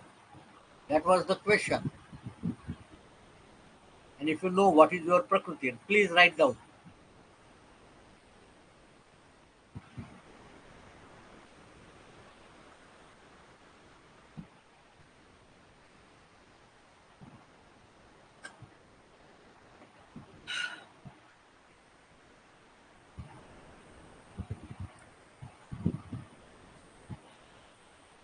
और ये प्रकृति परीक्षण करते कैसे है?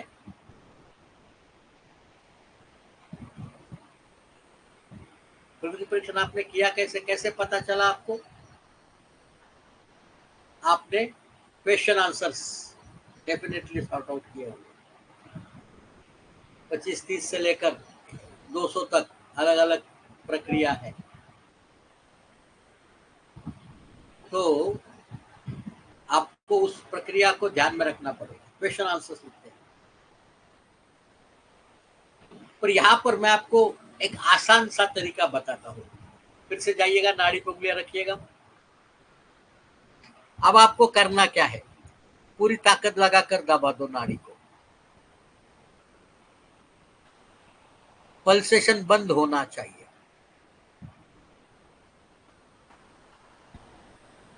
बिल्कुल स्पंद बंद हो जाएगा, क्योंकि वो ट्यूब है, आपने दबा दी।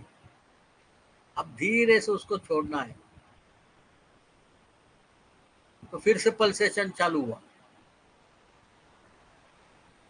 आपको एक ही चीज देखनी है, कौन सी उंगली के नीचे कितना पल्सेशन है, तीव्रता कितनी है। जरा लिखो, कौन सी उंगली के नीचे कितनी तीव्रता है। तीव्रता 0, 1 प्लस, 2 प्लस, 3 प्लस। 3 प्लस का मतलब स्ट्रांग, 2 प्लस का मतलब मॉडरेट, 1 प्लस का मतलब वीक, और पल्सेशन नहीं मिलने का मतलब नो पल्सेशन। आपने उंगलियां रखनी है, पूरी ताकत लगाकर दबाना है, धीरे से छोड़ना है।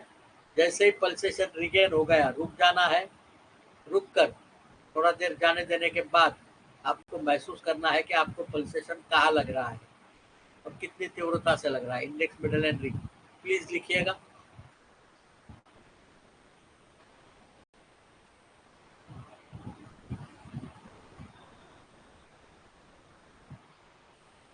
यह नाड़ी परीक्षा का तीसरा लेवल है, जिसका नाम है डीप लेवल। यहाँ पर हमें प्रकृति का ज्ञान होता है।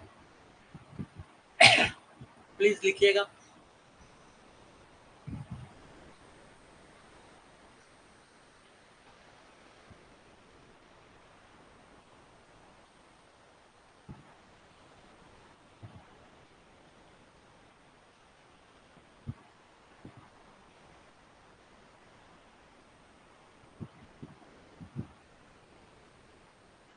फास्ट, हमें और 2 स्तर और देखने हैं, और उसके बाद निदान कैसे करना है ये भी समझना है।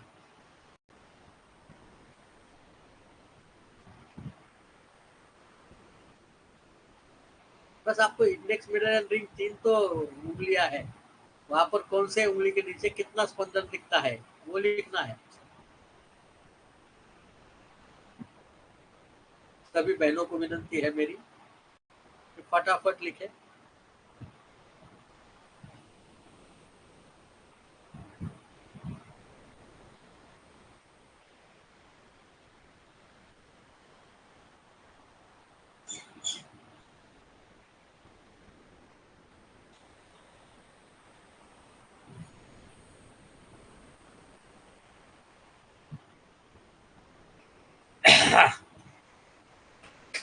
यहाँ पर इंडेक्स हमको बताती है प्रकृतिस्थ वात, मिडल बताती है प्रकृतिस्थ पित्त, और रिंग बताती है प्रकृतिस्थ कफ। तो जहां पर सबसे अधिक मात्रा में मिलता है वो है आपकी प्रकृति का प्रधान दोष। 2 नंबर पे है वो अप्रधान दोष। जैसे लखिया जी ने कहा, लखियापुरी जी ने कहा, उनकी नाड़ी में इंडेक्स में 3 प्लस और मिडल में 2 प्लस मिलता है, मतलब वात प्रधान, वात पित्तात्मक प्रकृति उनकी होगी। नुजरत बेगम ने कहा है कि उनके फर्स्ट में लगती है, बाकी 2 में नहीं लगती, मतलब उनकी वात प्रधान प्रकृति होगी। और नंदिनी जी ने लिखा है कि उनकी इंडेक्स और मिडल में 3 प्लस है और रिंग में 2 प्लस है, मतलब त्रिदोषात्मक प्रवृत्ति है, पर प्राधान्यता से वात पित्तात्मक या पित्त वातात्मक प्रवृत्ति उनकी कह सकती है। भाई 4 तो हमारे पास गणित नहीं है। मीनाक्षी जी ने आपने चौथा कहाँ से निकाला मुझे नहीं पता, पर शायद आप स्ट्रॉन्गेस्ट है करके बताना चाहती होंगी 4 के माध्यम से। तो मुझे लगता है कि आपका पित्त प्रधान त्रिदोषात्मक प्रकृति आप लिखना चाहती है। क्या आपकी प्रकृति के साथ मैच होता है ये? जवाब आपके पास है। हमारा अनुभव यही कहता है कि ये ज्यादा सटीक मैच होता है।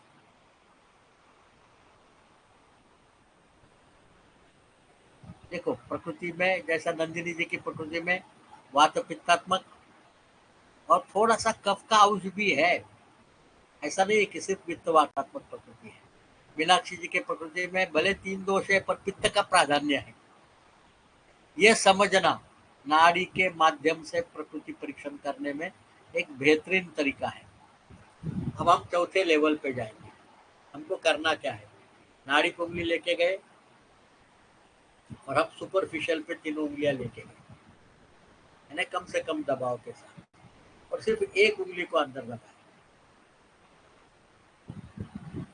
1 mm अंदर दबा दिया थोड़ा सा, और महसूस किया कि हमारी उंगली पे हमें स्पंदन कहाँ मिलता है। इसके 4 हिस्से करिए।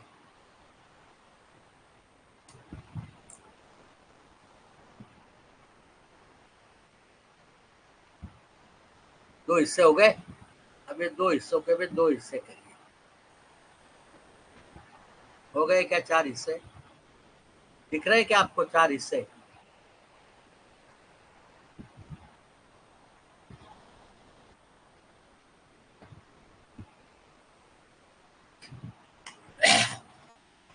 तो आपके तर्जनी में थोड़ा सा नीचे दबाने के बाद अंगूठे के पास वाले हिस्से को नंबर 1, उसके बाद वाला नंबर 2, उसके बाद वाला नंबर 3 और उसके बाद वाला नंबर 4, ऐसे नंबर दे दीजिएगा, और कहाँ स्पंदन लगता है वो देखिएगा और लिखिएगा उसमें। आपने उंगलियां है, थोड़ी सी उंगली नीचे दबा दी बस।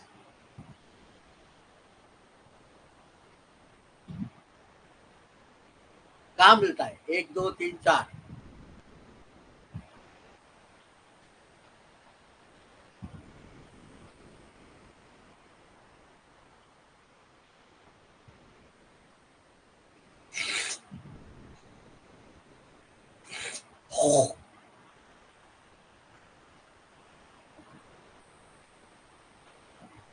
अरे फटाफट लिखिएगा,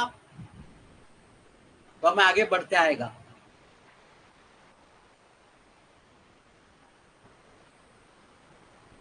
एक में लग रहा है, 2 में, 3 में या 4 में? कहाँ लगता है ये बताओ? 2 और 3 में। Very good. बाकी लोग?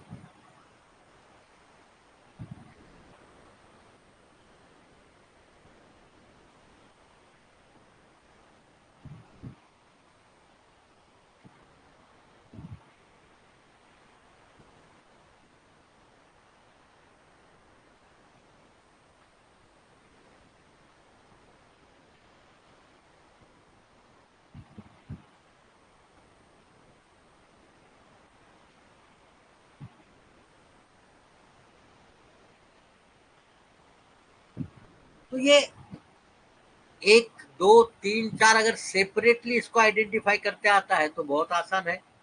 पर अगर आपको जैसे नंदिनी जी को लगता है 2 और 3 में है, कुछ को लगेगा 1 और 2 में है, किसी को लगेगा 3 और 4 में है, किसी को 1 2 3 में लगेगा, किसी को 2 3 4 में लगेगा, किसी को पूरे उंगली के नीचे लगेगा। ये सब संभावना है। जब ये क्लियरली 1 2 3 4 आइडेंटिफाई करते आते हैं तो बहुत आसान है।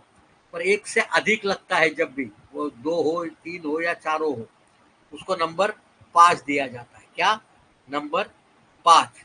फिर आपको ये उंगली उठानी नहीं है, फिर मिडल उंगली डालनी है, 1 2 3 4 5 आइडेंटिफाई करना है, और फिर दोनों उठाकर रिंग फिंगर अंदर डाल दिया और 1 2 3 4 5 आइडेंटिफाई करना है। ये 1 2 3 4 5 हमें दोष प्रकारों का ज्ञान देती है। और दोष प्रकार का मतलब है ऑर्गन। ललन बड़ा स्पष्ट रूप में कहता है, स्थान और कर्म भेद से प्रकार है, वरना तो दोष एक ही है। तो यहाँ पर इंडेक्स में जो नंबर है वो ध्यान में रखिएगा या लिख के रखिएगा आप। बड़ा सिंपल है। आपको एक साइड में टेबल बनाना है, नंबर डाल दो 1 2 3 4 5। पहला कॉलम इंडेक्स फिंगर का, दूसरा कॉलम मिडिल फिंगर का, तीसरा कॉलम रिंग फिंगर का। इंडेक्स फिंगर हमें वात के प्रकार बताता है, यानी वात के स्थान बताता है। पहले नंबर पर प्राण, 2 नंबर पर उदान, 3 नंबर पर समान, 4 नंबर पर अपान। प्राण मूर्धनि स्थितः मस्तिष्क, उदानो उरस्थानम। 3 नंबर है समान, अग्नि समीपस्थ। 4 नंबर है अपान, अपान गाह, बाहर निकालने वाला। और एक से अधिक इलाके में है तो व्यान है, जो सर्व शरीर में है, रक्त का परिभ्रमण कराता है। मिडिल फिंगर पर 1 नंबर पर है पाचक पित्त, 2 नंबर पर है रंजक पित्त, 3 नंबर पर है साधक पित्त, 4 नंबर पर है आलोचक पित्त, और एक से ज्यादा है तो है भ्राजक पित्त।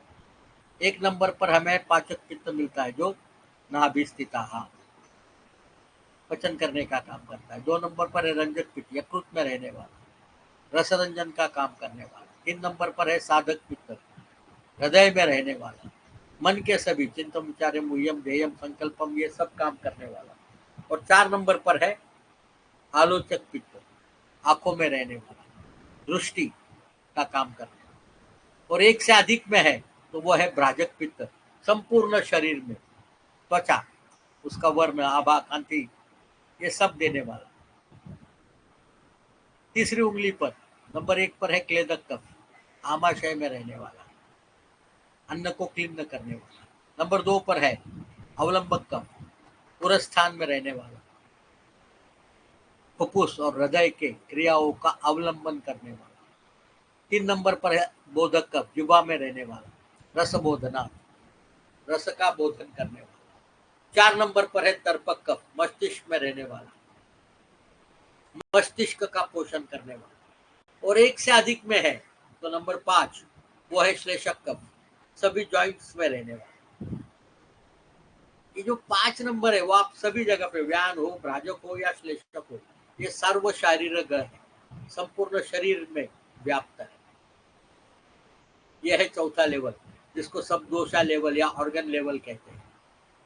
अब आपको करना क्या है, फिर से नाड़ी पे जाना है और तीनों उंगलियां, चौथे लेवल में हमने एक ही उंगली दबाई थी, अब यहाँ पर हमें उससे थोड़ी अधिक, पर डीप से थोड़ी कम, दबाना नहीं है पूरा, ब्लॉक नहीं करना है, पर ये जो हम एक उंगली दबाते हैं उससे थोड़ा ज्यादा दबाना है, करीबन 2 mm अंदर जाना है। तो हमें कौन से उंगली के नीचे स्पर्श मिलता है ये लिखना है। लिखिएगा, तीनों उंगलियां एक साथ दबाइएगा। लिखिए आप जरा, कौन से उंगली के नीचे, तर्जनी, मध्यमा या अनामिका, कौन से उंगली के नीचे स्पर्श मिलता है? लिखिए जरा फटाफट फटाफट।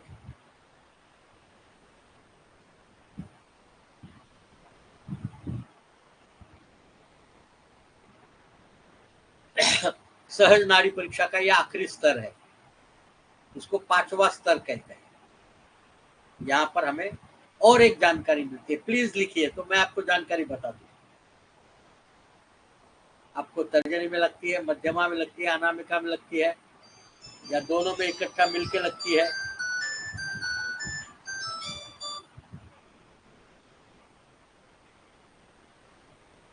तीनों पे लगती है।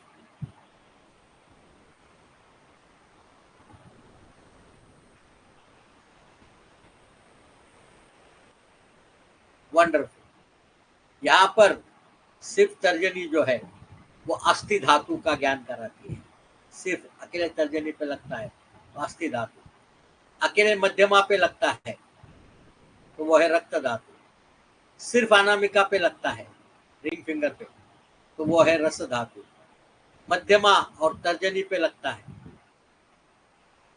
तो वो है मांस धातु, मध्यमा और अनामिका पे लगता है वो है मेद धातु, तीनों पे लगता है तो मज्जा धातु, और तर्जनी और रिंग में लगता है तो है शुक्र धातु।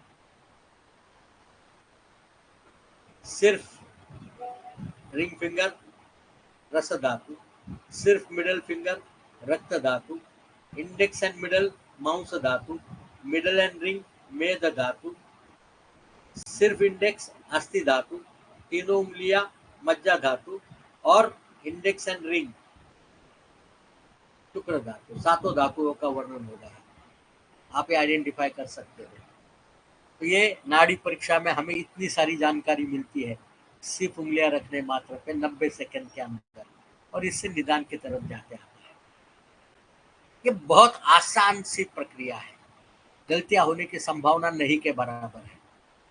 आप अगर नया कुछ करने के चक्कर में नहीं जाओगे तो नाड़ी परीक्षा बहुत आसानी से आपको निदान तक लेके जाती है। आपने कुछ टेढ़ा मेढ़ा ढूंढने का कोशिश किया तो भगवान मालिक है,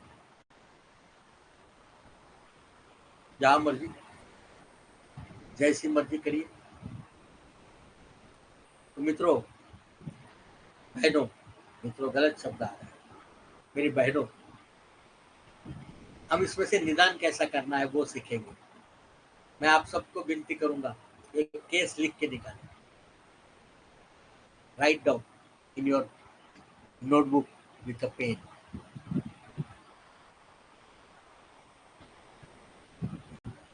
कोशिश करें उसको एनालाइज करने की।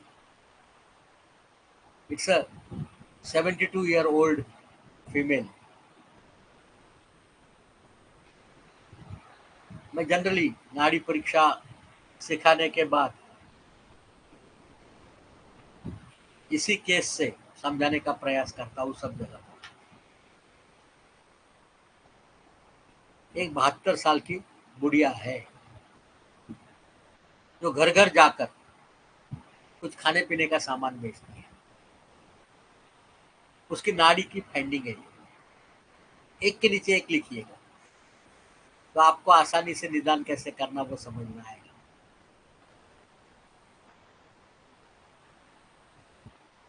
ये नाड़ी तीक्ष्ण है, प्रिकिंग, रेगुलर है, नियमित, एम्प्टी है, खाली खोखली है, अनुष्ण है, not warm,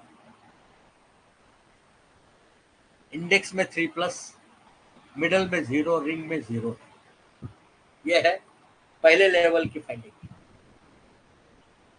pricking pulse, regular, empty, not warm, index 3+, middle 0, ring 0। Second level में चलते हैं। इंडेक्स में 2+, सर्पगति है, मिडल में 0, रिंग में 3+, सर्पगति है। इंडेक्स में 2+, सर्पगति है, मिडल में 0, फंदा नहीं लगता है, रिंग में 3+, सर्पगति है। डीप लेवल में जाते हैं। इंडेक्स में 0, मिडल में 0, रिंग में 3+ है।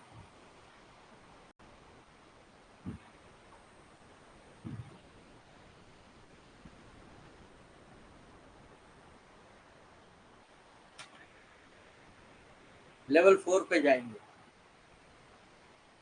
इंडेक्स में 4th, मिडल में 0, स्पंदन नहीं मिलता है, रिंग में 2, 3, 4।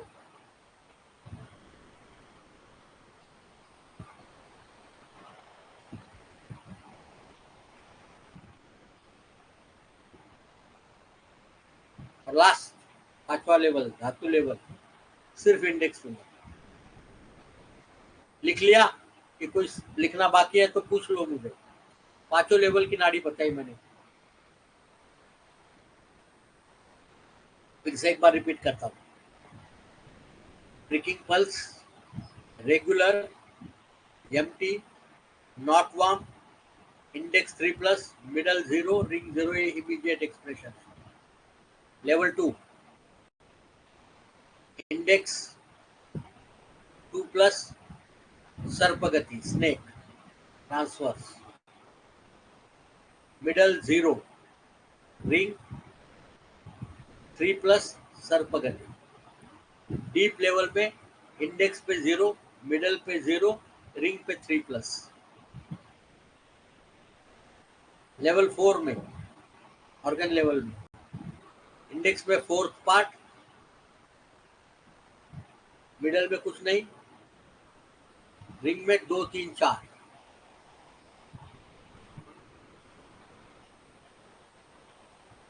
लास्ट लेवल में सिर्फ इंडेक्स फिंगर। बस इसका निदान करना है, करिए, मुझे गारंटी आप बता सकोगे। एक एक एरिया का निकालो, बहुत आसान है। प्रिकिंग है मतलब कुछ ना कुछ बीमारी है, पैथोलॉजी गोइंग ऑन।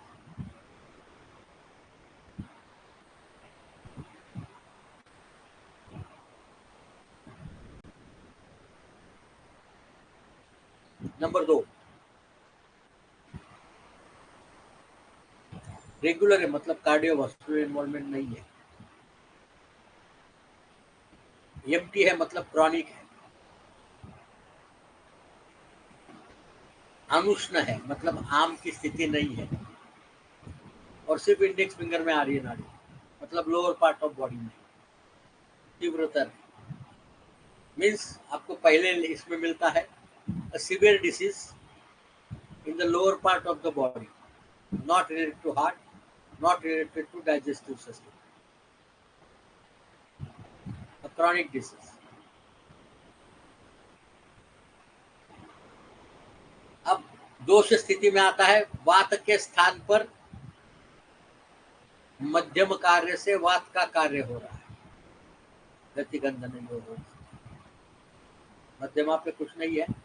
कफ के स्थान में तीव्रतर वात का कार्य हो रहा है। प्रकृति इसकी कफ प्रधान है, रिंग में 3+, कफज प्रकृति है, मतलब तयशुदा है कि ओबेस लेडी होगी। अब आपके पास एक और गणित आ गया, ऐसी ओबेस लेडी है 72 साल की, जिसके लोअर पार्ट में तकलीफ है, जो क्रॉनिक है, हार्ट से इन्वॉल्वमेंट नहीं है, अग्नि भी ठीक है उसका,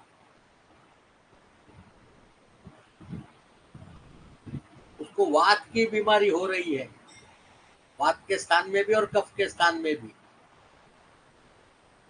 अब इनका स्थान ढूंढते हैं तो वात का स्थान मिलता है हमें 4 नंबर, मतलब अपान। गत्यात्मक प्रवृत्ति में गड़बड़ है, ओहो।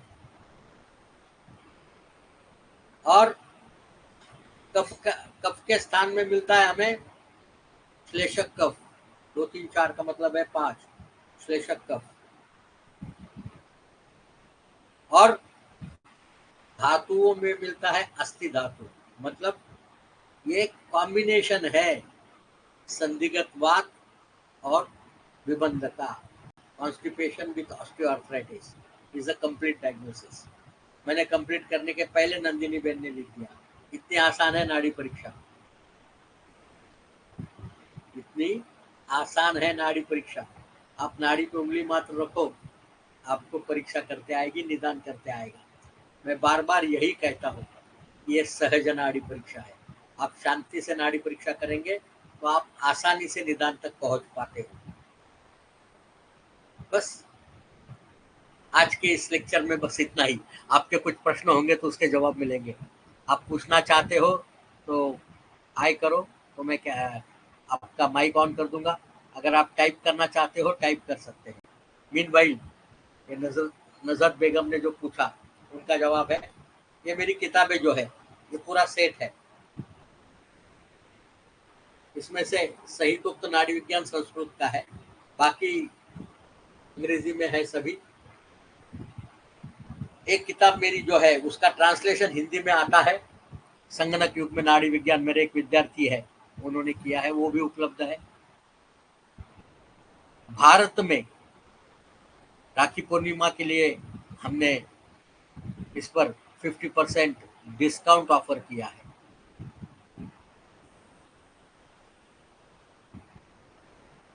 जिसमें पोस्टेज इंक्लूडेड है।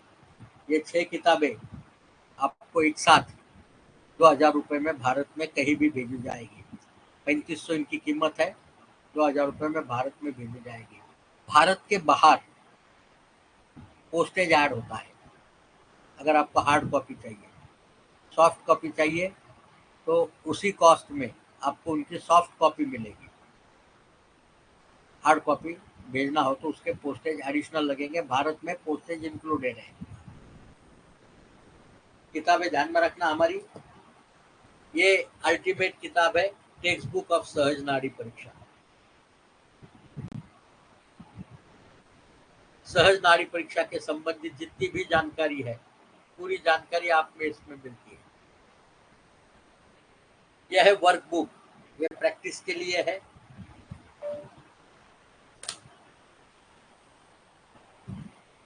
ये हमने आपको बार बार बताया है, सहितों में जो नाड़ी विज्ञान है, अगर किसी को अभ्यास करना है तो वो पता चलता है।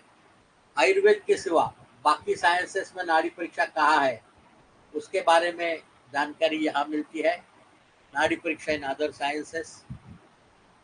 भारत के 19 नाड़ी वैद्यों की अपनी अपनी नाड़ी परीक्षा पद्धति की जानकारी नाड़ी परंपरा इस किताब में दी गई है। और टेक्नोलॉजी जो मैंने अभी आपसे बात की, अलग अलग टेक्नोलॉजी है, जैसे कि यह नाड़ी तरंगिनी है,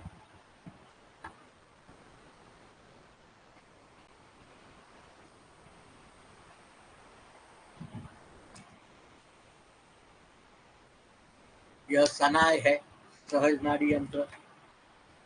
ये नाड़ी स्वरा है।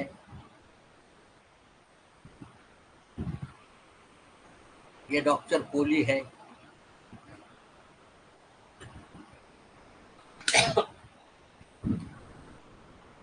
और ये वेदा पल्स है। ये सभी के बारे में डिटेल में जानकारी आपको टेक्नोलॉजी इन पल्स डायग्नोसिस इस किताब में मिलती है। आपका जैसा जैसा इंटरेस्ट है वैसे वैसे आप नाड़ी परीक्षा के बारे में ले सकते हो। आपको यंत्र चाहिए हो तो भी आप हमें बता सकते हो। आपको ऑनलाइन ऑफलाइन डेमो मिल सकता है। इसकी कीमत कितनी होगी ये मैं बता दूंगा आपको।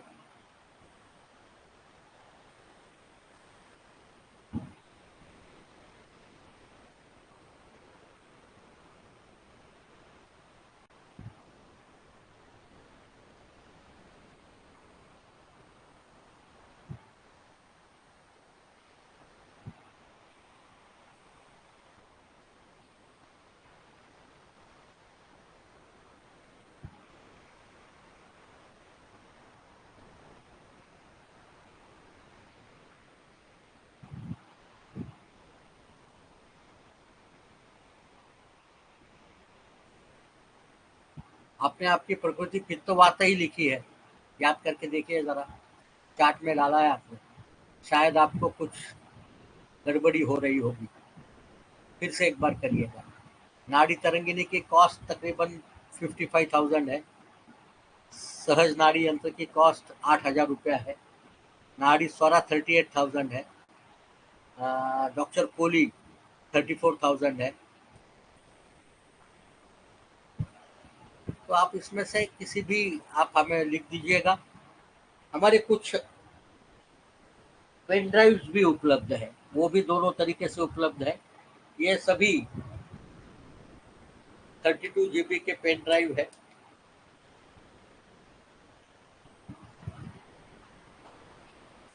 इसमें 5 पेन ड्राइव अलग अलग अवेलेबल है।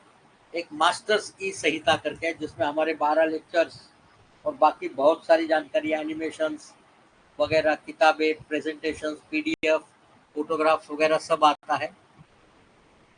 ये रक्षाबंधन के लिए हम उसको 60% डिस्काउंट में उपलब्ध करा रहे हैं। तो आपको जिसको भी चाहिए होगा आप हमें व्हाट्सएप पे मैसेज छोड़िएगा। मैं आपको उसके एग्जैक्ट प्राइसिंग, सॉफ्ट कॉपी और हार्ड कॉपी दोनों में कितनी होगी ये बताऊंगा। एक ये स्पेशल आज के दिन के लिए जो हमारा 2,000 रुपये का सेट है, सिर्फ हमारे बहनों के लिए, और 200 रुपये डिस्काउंट करके सिर्फ आज दोपहर में 1 बजे तक अगर आप बुकिंग करते हो पेमेंट के साथ तो आपको 1,800 रुपये में उपलब्ध होगा, इंक्लूडिंग पोस्टेज इन इंडिया। और आपको सॉफ्ट कॉपी भी चाहिए होगी तो 1,800 रुपये में उपलब्ध होगी outside India also, but that has to be paid before 2 PM today. आपका व्हाट्सएप आना चाहिए और उसके बाद पेमेंट भी आ जाना चाहिए। आपके और कोई सवाल हो तो पूछिएगा, मैं उपलब्ध हूँ। ये जो 2 घंटा मैंने आपके लिए निकाला था, मैंने कोशिश की है कि नाड़ी के बारे में आपको जानकारी पहुंचाऊं, सहज नाड़ी परीक्षा का इंट्रोडक्शन आपको करा दूं, उसका उपयोग कैसे करते हैं वो बता दूं। आप में से कोई अगर ये कोर्स भी करना चाहे तो उनके लिए बड़ी सुविधा है। ये पूरा सेट लेने वाले को अर्थात 2,200 रुपये में ये कोर्स 6 दिन का फ्री है। तो आपके सबके पास ऐप डाउनलोडेड है 565, इसके पहले वाला जो कोर्स है उसको आप चेक कर सकते हो। 29, 30 और 31 को हम मुंबई में 3 दिवसीय रेसिडेंशियल ट्रेनिंग प्रोग्राम भी ले रहे हैं। तो जिनको ऑफलाइन हमारे साथ रह के सीखना है वो ये 3 दिन का लाभ ले सकते हैं। बस इतना ही मेरी तरफ से। और कोई जानकारी आपको चाहिए हो तो पूछ ले। नाड़ी तरंगिनी का एक बड़ा बेनिफिट है, वो मेडिकल डिवाइस के रूप में गवर्नमेंट ऑफ इंडिया से अप्रूव्ड है, तो आपको बैंक उसके लिए फाइनेंस करती है, और ये कॉस्ट वाइज बड़ा सस्ता है।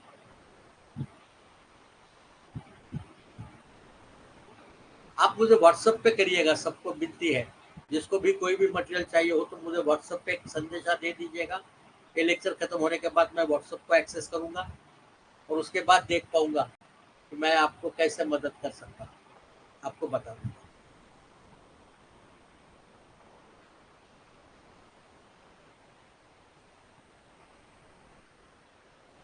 Anything else?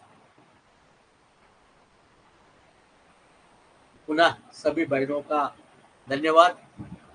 आपने आपका कीमती समय, आज राखी पूर्णिमा के दिन, कल हो गई वैसे, पर बहुत घरों में आज संडे के दिन राखी, क्योंकि छुट्टी का दिन है, तो राखी बांधने का प्रोग्राम है, मेरे घर में भी है।